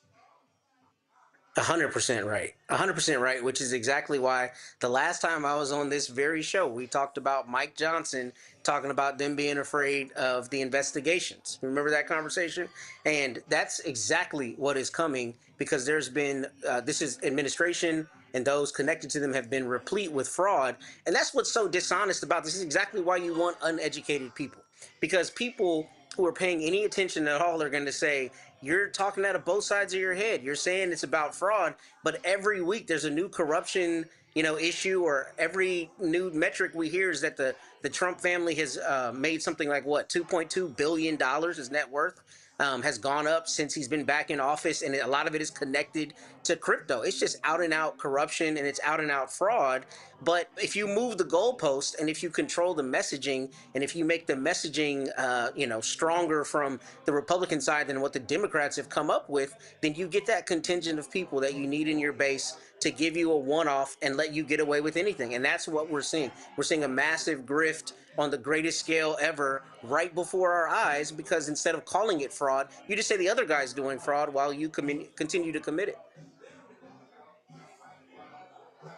It is beyond laughable, Candace, to look at this, the richest cabinet in history, how Donald Trump is just letting these rich folks skate, and these dumbass maggots out here who are broke as hell keep lifting this guy up. And I'm like, he doesn't care about you.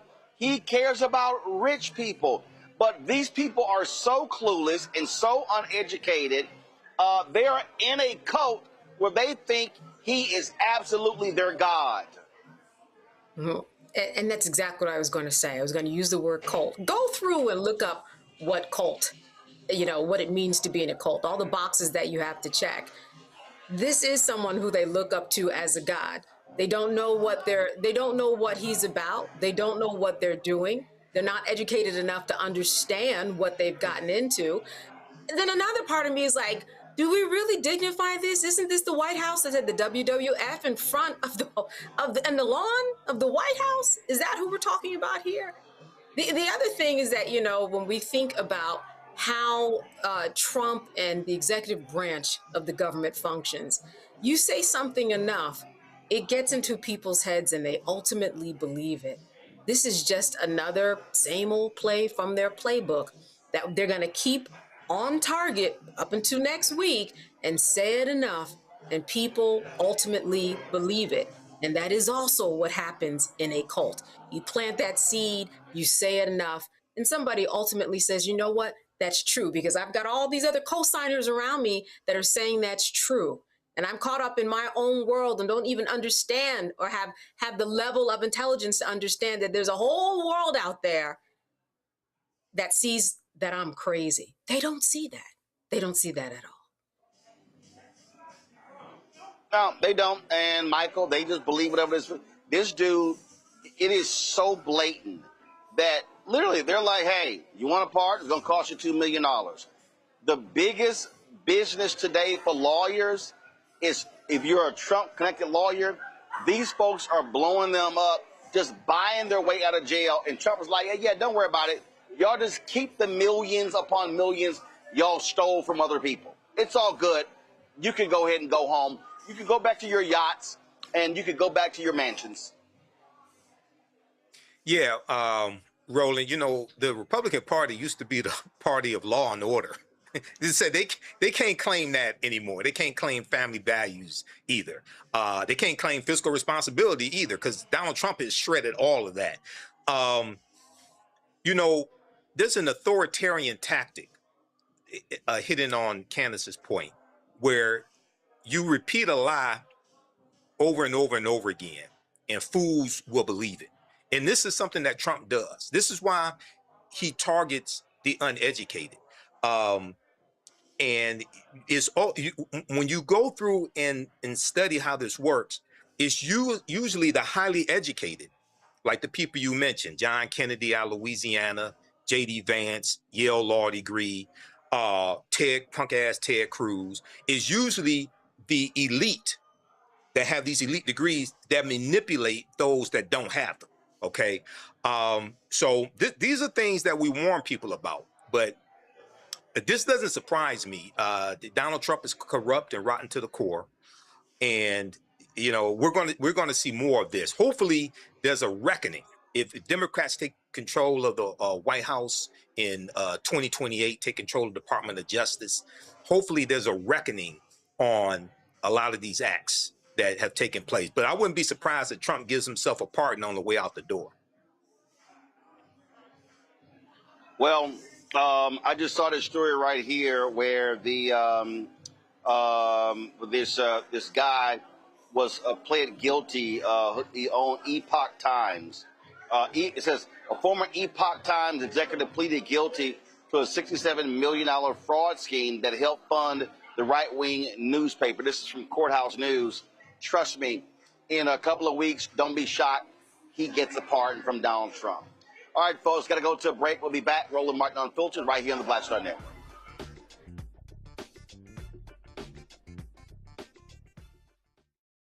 All right, folks, let me tell you about Chapter. Now, if you're on Medicare or about to be, the system is not set up to work for you.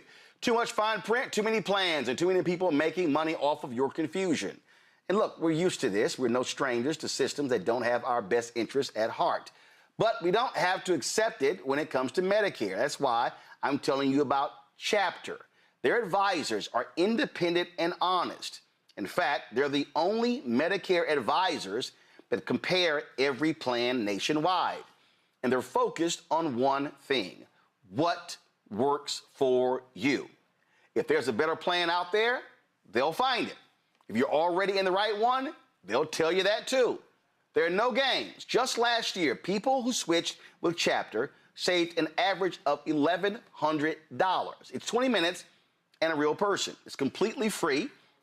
My parents actually have already called. My mom sent me a text. Folks, give Chapter a call at 724-264-8281, 724-264-8281, and connect with someone you can trust. Folks, these are the kind of services that we need for our audience here at Roland Martin Unfiltered and the Black Star Network. So call Chapter right now, 724-264-8281. My name is Lena Charles, and I'm from Opelousas, Louisiana. Yes, that is Zydeco capital of the world. My name is Margaret Chappelle. I'm from Dallas, Texas, representing the Urban Trivia Game. It's me, Sherry Shepard, and you know what you watch. Roland Martin on Unfiltered.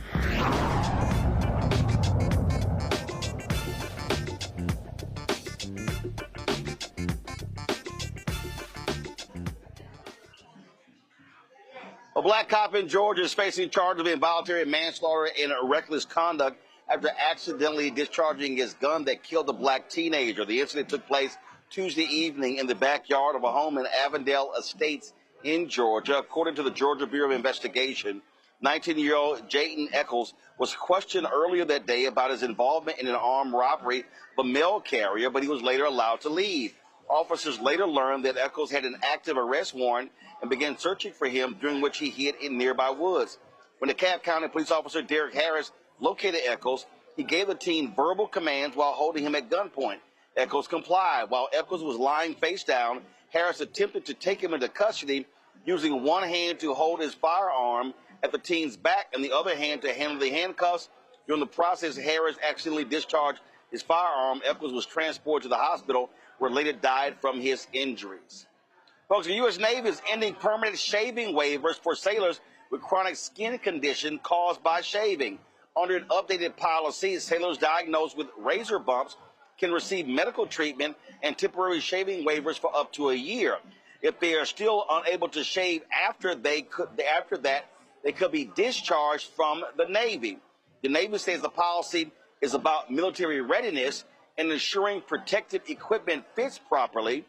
This decision is drawing criticism based on the fact that razor bumps disproportionately affect black men. Medical experts say 60% of black men experience razor bumps. All this is, Michael, is the latest attempt by Pete Hegseth to have a white military. Yeah, Roland, I agree. I think this is targeting African-American men in the military. Now, I do know that for some type of equipment that you have to wear on your face, I do know, like for emergency responders, things like that. In some cases, they tell them they can't have facial hair. I do know that. Now, my question would be, okay, if you say that you're doing this so that certain equipment will fit properly on the face, right? Well, how is the equipment fitting now? What evidence do you have that the equipment is not fitting now? Okay, because I haven't seen anything saying, well, the equipment is not fitting properly. Okay, so this is why we're doing this. So this, to me, this seems a way to attack DEI without calling it DEI. Matt? Yeah, I think Michael pretty much summed up my thoughts on it. I mean, I don't really see that this is in any way a veiled attempt at attacking black sailors. I am interested in the question of whether, if you shave and get razor bumps, if you can still serve, or if it's a question of can you not shave at all. Presumably that might mean a much smaller number of people. But if 60% of the people affected are going to, 60% of black men get them, including my dad, who has used that disgusting magic shave my whole life, are the ones who get razor bumps, then I think it's a pretty thinly veiled attempt at attacking those black sailors. But it's Pete Hegseth, so what's new? Candace. Yeah, well, clearly we see what's going on. There used to be a waiver for this, right? Because it is a medical condition. Those razor bumps are no joke. We've seen the extremes of what razor bumps can look like. Like Matt said, we all know about the creams and how it smells and the process and surgeries that, black men go through. So this was a change because of what they ultimately wanted to do, which is meet their goal of getting rid of black men in the military, because now it's a very strict scrutiny rule. But if you look at this has to do with medicine, having a medical condition. And when you have a medical condition, you have rights. And if this goes to court and if anybody fights it, it's going to be fought on those particular medical rights that you have. It's just something too that you can't really explain unless you're a black man and have experienced it and share it. And these aren't the people who are looking at this situation. They don't know what it's like to have razor bumps to the extent that we have seen black men have those razor bumps. And might I say, black women too. I'm just being real, right? Because black women, sometimes they have to shave too when they get some of the same results. So it all has to do really with, getting rid of, diversity, getting rid of inclusion in this process in the name of medicine. We are going to see lawsuits. All right. Let me thank Candace, Matt, and Mike for being on today's show. I really appreciate it. Thanks a bunch. We're going to go to a break. When we come back, I'm going to talk to the co-founders of a new company that they want for black businesses to have a better shot at getting contracts all across the country. I'll talk to them live from Houston. You're watching Roland Martin Unfiltered right here on the Black Star Network. All right, folks, let me tell you about Chapter. Now, if you're on Medicare or about to be, the system is not set up to work for you. Too much fine print, too many plans, and too many people making money off of your confusion. And look, we're used to this. We're no strangers to systems that don't have our best interests at heart. But we don't have to accept it when it comes to Medicare. That's why I'm telling you about Chapter. Their advisors are independent and honest. In fact, they're the only Medicare advisors that compare every plan nationwide. And they're focused on one thing: what works for you. If there's a better plan out there, they'll find it. If you're already in the right one, they'll tell you that too. There are no games. Just last year, people who switched with Chapter saved an average of $1,100. It's 20 minutes and a real person. It's completely free. My parents actually have already called. My mom sent me a text. Folks, give Chapter a call at 724-264-8281, 724-264-8281, and connect with someone you can trust. Folks, these are the kind of services that we need for our audience here at Roland Martin Unfiltered and the Black Star Network. So call Chapter right now, 724-264-8281. Melanie Campbell, National Coalition on Black Civic Participation and Black Women's Roundtable. And we are watching Roland Martin Unfiltered all day, every day, 24/7. Spread the word.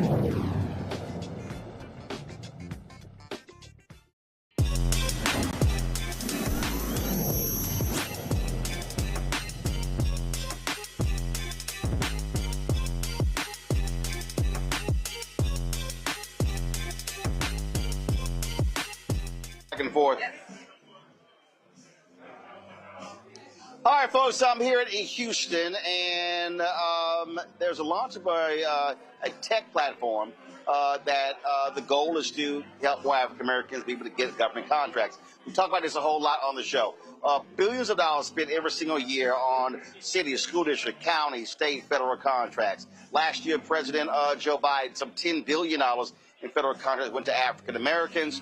That was 2%, not a great number, but it also was a record number. Here in Texas, the Texas Hub program was disbanded by Republicans here, but this is still about, when you look at the opportunities for African Americans to be able to build businesses, government has been the #1 place for the past 40 years for black businesses. And so my next two guests co-founded a company called First Bid, utilizing AI technology to be able to sort of make it easier for folks to be able to seek contracts and find them. Oni Nolisa is joining us, Christy Parker as well. Glad to have y'all here. So explain to us, what exactly is First Bid? Thank you so much, Roland. So First Bid is a government intelligence platform that aggregates information from different federal sources, local, and county sources into one position for different, if you have a small business, if you're a certified small business, woman-owned business, underutilized business, you go on there, you type your codes in, and then we created a platform where everything is synced to one space. So hold it right there. Hold it up. There you go. Where everything is synced to one space. So normally where businesses would have to use a lot of resources, we're kind of condensing it to try to help small businesses get an upper hand and be equal with these big firms who do have big staff, like 5 to 20 people. You can now do that with this one platform. We're trying to level the playing field. All right. So is this for Texas? Is it national? This platform. So we're here in Texas, Houston, Texas, to be exact. So that's where we started, and our feet are on the ground here. So that's where we want to keep it right now. But eventually, we're going to spread out all over the U.S. And so when you talk about it, so you're going to be adding more data into it. So when someone is looking to apply for a contract, because listen, you can have a business in Texas, but you can apply for in other jurisdictions. And so is this way to be able, as opposed to them trying to go to each one of these places, if they're janitorial services or if they're in some of the field and they type it in, then what does it then pull up? All the contracts in that particular area? So right now, we're solely Houston. We want to make sure we take care of Houston first, because that's where we're at. We're in the streets.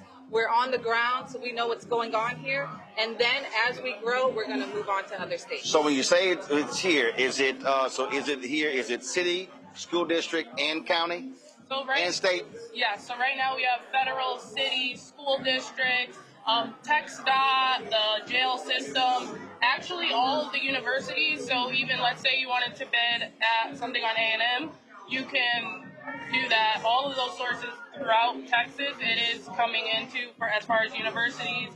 And so we're starting in Houston, but our next city we want to go to is Dallas, and then eventually go to every metropolitan area in Texas before we continue to go on nationally. So did y'all have you also talked to business owners, and do they share the issues that they've had in trying to navigate? Because it is not an easy process. Listen, that's what we've been doing for the past year, and we've heard the small businesses, and they have a lot to say with the over 30 sources they have to pull these contracts from and sprout and just have so many team members try to find these opportunities. It's hard, especially when you're just trying to work and make money. So we've spoken to all of them and we hear what they're saying, and that's why we built First Bids.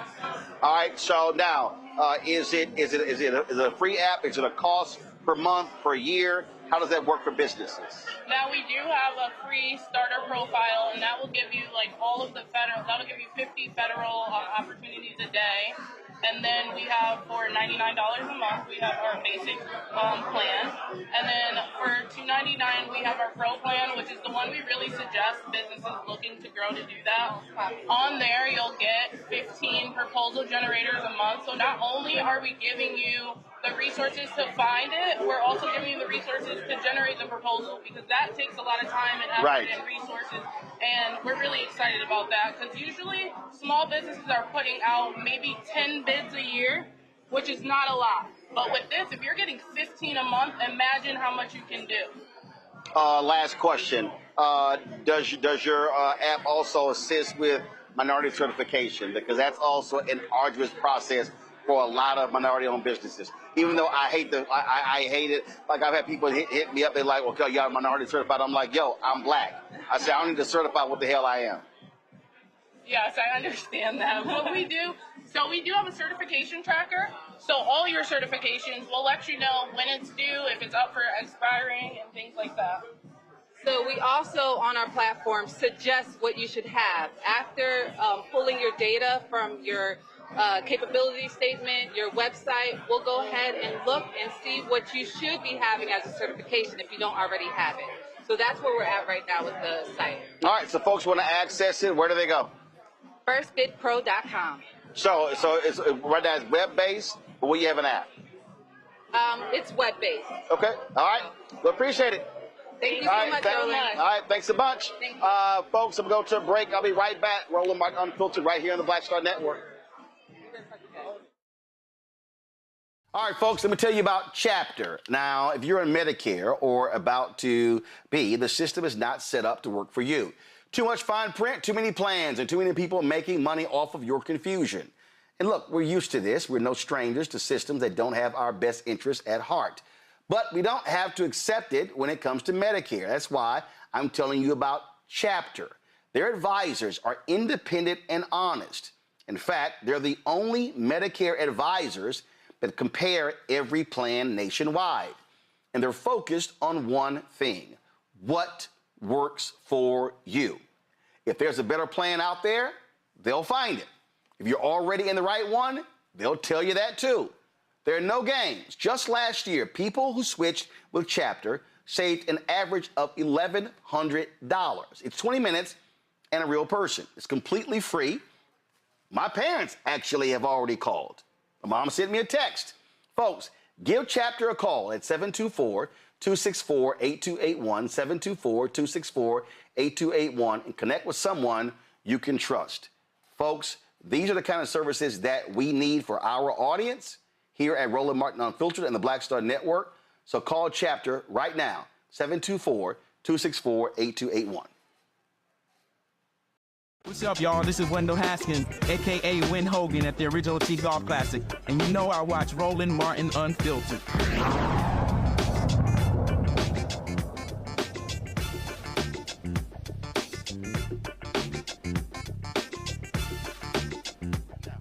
All right, folks, welcome back. So my next guest, she's actually been on our show before.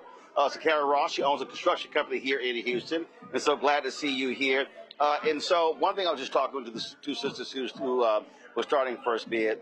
A lot of people really don't get how arduous the bidding process is and trying to figure it out. You have a construction company. You started with your dad.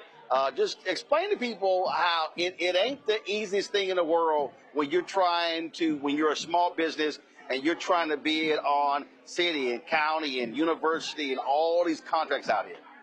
So yeah, Just hold up a little bit. You're absolutely right. It's not an easy task. And for me, when I started out, a lot of my contracts were coming from like relationships that I had built. And so I got a little spoiled that I wasn't having to go through the actual bidding process. Oh, you were getting the hookup? However, I wouldn't even call it the hookup. Right, but just folks you do. I got connected and I did some amazing work, and I take pride in my work. And so that's how it works. You know, you've got a lot of contractors out here, and it's a tough game.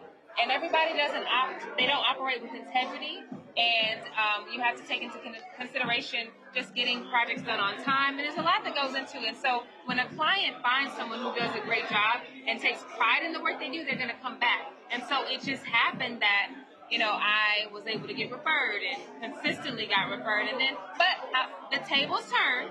They do turn, and sometimes as being an entrepreneur, you hit a down spot. Yeah, but So also I when had you to want to jump build out. capacity, I mean, you Absolutely. want to be able to build and grow. Absolutely. So then I did. Things slowed up eventually, and I had to jump out there and really start that bidding process. And I think I try to not look at myself so much as a small business anymore, because sometimes if you think that way, you operate that way. Well, I understand the federal designation for a small business is 499 employees or less. Well, I'm still a small business. So no, you don't have to knock it again. That's literally how they classify a small business. Yeah, but I understand saying that, speaking to the bidding process, because it can be so intimidating. Yeah.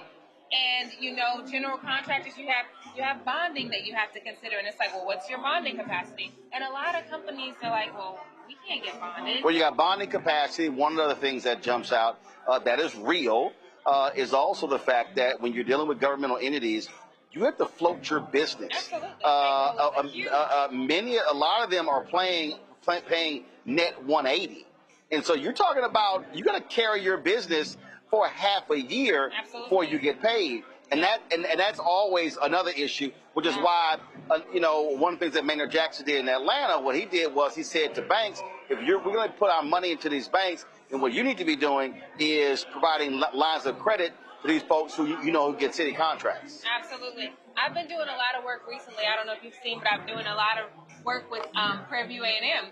And so now I'm going I follow you on Instagram. I've been seeing your work. And I chuckled today because I've tried to get lines of credit with Chase, which I've had since I started my business. And they're not really that interested. Right. Construction's high risk. They're not that interested. But as of the last 6 months, my business is doing better. And every time I go, hi, do you have a personal banker? Every time I make a deposit, they're approaching me. And because I know it's still a process. Now, see, that reason, but it is funny because now I got their attention. And they're like, oh, okay, well, let's figure this thing out. Well, the reason I'm laughing, I remember when I wanted a business credit card through Chase. Yeah.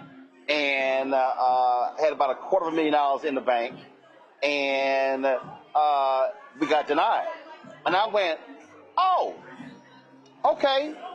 Took all my money, personal and business, moved it out of Chase, and I was like, that's how y'all want to roll, that's not a problem. Yeah. Because my whole deal is, people have to understand, when you're in business, a banking relationship is critically important, and many black banks found it out during COVID. So what happened during COVID was they had personal accounts or business accounts, but they didn't have a banking relationship. So when it came to the time to apply for PPP loans, they were like, okay, we'll get to y'all when we get to y'all, and that was a problem there. It's absolutely about relationships. And I went through a program here in Houston, and after I went through that program, I decided I was going to start making more relationships with smaller banks, but building those relationships with someone there so that when the time comes, it's an easier transition than going to a Chase or a Bank of America. Yep, absolutely. Well, Scarra, good to see you, and I'm glad to hear that business is doing well, because we had you on, 2-3 years ago? And I want to thank you and your network, all of your viewers. I've received some customers from being on your show. A lot of people reached out to me, and I appreciate your support. I truly do. Cool. Sounds good. Yeah. All right. I appreciate it. Folks, that is it for us. And actually, not is it for us. I talked to the Attorney General of Virginia, Jay Jones. We were in Richmond, Virginia for the Commonwealth Gala, and we talked about how he's helping lead the fight against Donald Trump. Here's our conversation. Joining us right now is the Attorney General of Virginia, Jay Jones. How you doing? I'm well. How are you, sir? I'm all good. Good seeing you. Good to be back. Absolutely. Welcome back to Virginia. I appreciate it. Frequent flyer. Yeah, I got a few miles on the airlines. I got a few. To Virginia, because you've been here for us a whole bunch, and we're grateful. I actually live in Leesburg.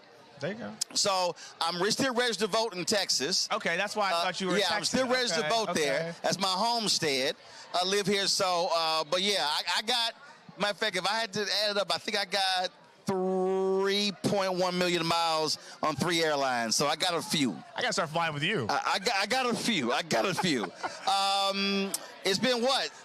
6 months since you've been AG? Just about. How's it gone so far? You know what? We hit the ground running. First black attorney general in the 407-year history of Virginia. And we've been delivering on the promises that we made to folks during the campaign last year. We've sued Donald Trump over 50 times to protect against federal overreach. We've kept our community safe. And we're attacking this cost crisis. People, myself included, are struggling because this administration refuses to do something to get it under control, and instead they're trying to levy tariffs that are illegal, that are driving costs up, and we're fighting back on that. And I think the people of Virginia are very pleased to have Democratic leadership at the top, because we're delivering. We got a budget that's coming that's going to work for every single Virginian, and we're really, really proud of the work that we've done. And we got those folks out of office who were really just doing everything that Donald Trump was trying to tell them to do. No more. We respond to the people. And now you had a setback when it came to the redistricting election. What's the path forward? We're going to have a really successful year in 2026 in Virginia and across this country. We have talented candidates, and people are fed up. I get to move around this Commonwealth. It's one of the great, benefits of my job. And from corner to corner, it doesn't matter if it's, a blue part of the state or red part of the state. People want relief, they want help, and they want candidates who are going to speak to the challenges that they're facing. And right now, the Democrats are doing that. Republicans are too scared. They're too afraid of Donald Trump to do anything beyond what he says, and that's going to be to their electoral detriment. We're going to win seats in Virginia. We're going to win seats across the country, and Hakeem Jeffries is going to be the next Speaker of the House of Representatives in January of 2027. One of the things that I keep saying is, so what happens is when you look at these national shows, when you look at the networks, and they're sitting on, Democrats are polling at 28%. What I keep telling people is that's what people are saying in terms of their perception of Washington, D.C. Yet when then you go to various states, when you see wins in this state, when you see winning mayoral seats in Florida they had not had in 30, 40 years, winning special elections, I keep saying November is going to be about, but outside of the state races, it's not a presidential year. Congressional seats are local elections. State rep, state senate, local elections. And so I said, folks, people are thinking differently, and those candidates are going to be running candidate and district-specific messages and not solely what's coming out of Washington, D.C. Well, a good candidate listens to the people that they're trying to get votes from. And if you are listening, and it doesn't matter if you're in Virginia, you're in Texas, you're in Florida, you're in North Carolina, people are hurting right now. They are struggling because of the policies that the Trump administration continues to push, and the folks in Congress who have R's next to their names are rubber stamps for that. You see Republican incumbents who are running away or trying to run away from the president to their detriment, because then he turns on them too. And when you have a candidate who's going to be responsive, who's going to listen, that resonates with folks. And right now, everybody is getting crushed, right? I have 2 little boys. My older son just turned 4. My younger son will be 2 next month. Our grocery bill is off the charts. If you compare it to what it was a year ago, what it was 2 years ago, it is absolutely off the charts. And I know that I'm not alone. There are millions of people like me just across the country. I thought this was going to be the golden economy. Hey, the proof is in the pudding. If you look at your bills, people have to make an awful choice between putting food on the table and paying rent, paying their light bill, and paying their car insurance. That's not where we should be, but that's what the Trump economy has done. And in Virginia, we have been fighting against that. The electoral results will demonstrate that we've had some success there. And now, once we're governing, we deliver, because Democrats are the party of results. We're the party of solutions. And in Trump's economy, they don't have a solution except to go down with the ship.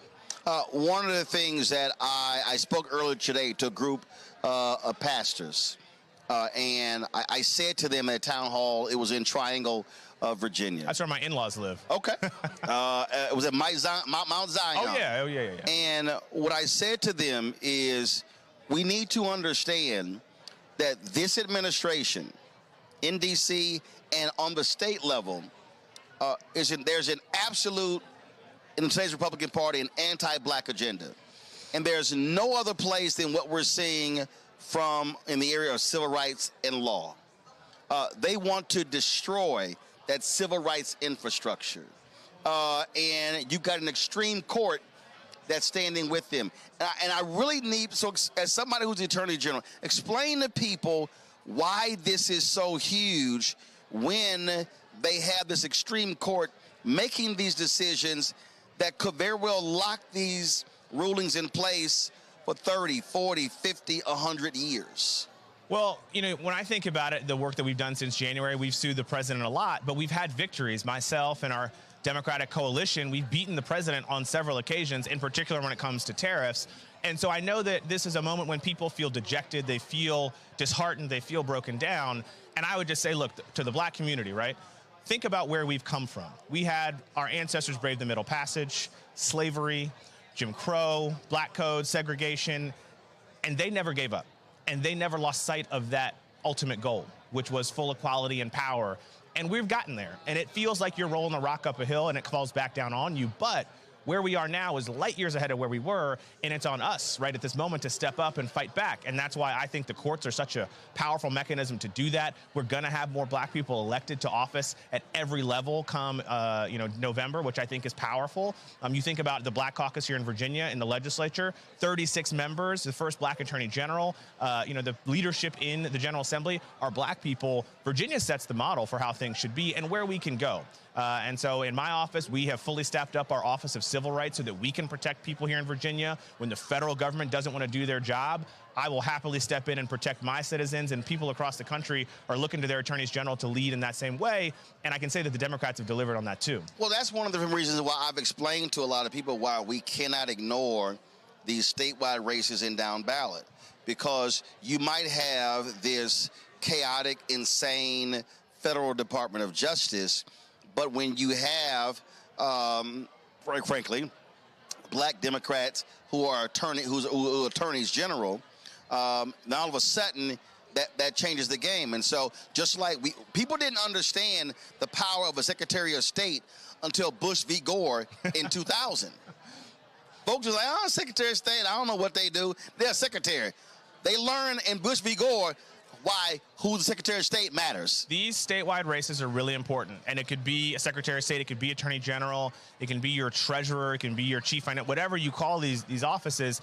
Everything has a role and a purpose to play.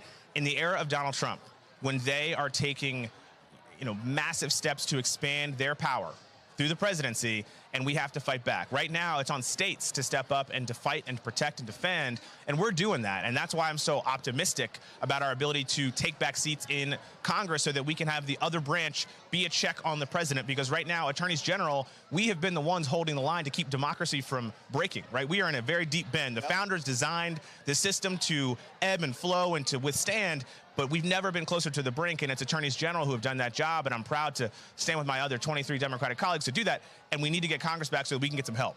All right, then. Attorney General Jay Jones, I appreciate it. Thank you very much, sir. Thanks Always a bunch. great. All right. All right, folks, that is it for us. I got to step over and say a few words here at this event here. Y'all know we are huge supporters of black businesses, so anytime we can uplift black businesses, we will do so, which reminds me, please support the black businesses that we elevate on this show through our shopblackstarnetwork.com website. We have more than 50 businesses on our marketplace segment. So if you actually go to shopblackstarnetwork.com, you will see all those products. If you look in our studio, all of the products you see there are black-owned companies, amazing companies with great products. And you've got backpacks and crossword puzzles, and you've got candles, and you've got a car wash solution. I mean, you've got all types of products. And so we want you to support those companies by going to shopblackstarnetwork.com. Of course, when you support those black-owned businesses, you support this one. And speaking of that, our goal is to get 20,000 of our fans contributing on average $50 each a year. That's $4.19 a month, 13 cents a day. It goes to support all of the shows here, this show and the others here on the Black Star Network, allows for us to be able to travel and do things like this and cover the stores all across the country. And so if you want to contribute via Cash App, use the Stripe QR code. You see it right here on the screen. That's for credit cards as well. If you're listening, of course, go to blackstarnetwork.com for ways you can see on the site for ways to give. Checks and money order, make it payable to Roland Martin Unfiltered. P.O. Box 57196, Washington, D.C. 2003 7-0196. PayPal is R Martin Unfiltered. Venmo RM Unfiltered. Zelle Roland at RolandSMartin.com. Roland at RolandMartinUnfiltered.com. You can also, of course, download our Black Start Network app. Apple phone, Android phone, Apple TV, Android TV, Roku, Amazon Fire TV, Xbox, Samsung Smart TV. We got Roku as well. And again, we talked about our donors. Y'all, we are almost at 50,000. We have had a total of 49,498 donors. And so we certainly want to hit that number. Don't forget, if you also want to get our Roland Martin Unfiltered swag, go to shopblackstarnetwork.com. Our hats and T-shirts and zip-ups, all that good stuff. Plus, we got our America 250 shirts there as well, our Juneteenth shirts. So please go to shopblackstarnetwork.com, shopblackstarnetwork.com to support that, and also all of our black-owned products. Y'all, that is it for me. I'll be back in our studio on Monday. I was here in Houston this morning. We laid to rest my dad's brother, my Uncle Melvin, Melvin Leroy Martin, U.S. Army veteran. And so certainly that's why I'm here, then of course for this event as well. And so spend some time with family. I hope y'all have a fabulous weekend. We'll see y'all on Monday right here, Roland Martin Unfiltered on the Black Star Network. Holla!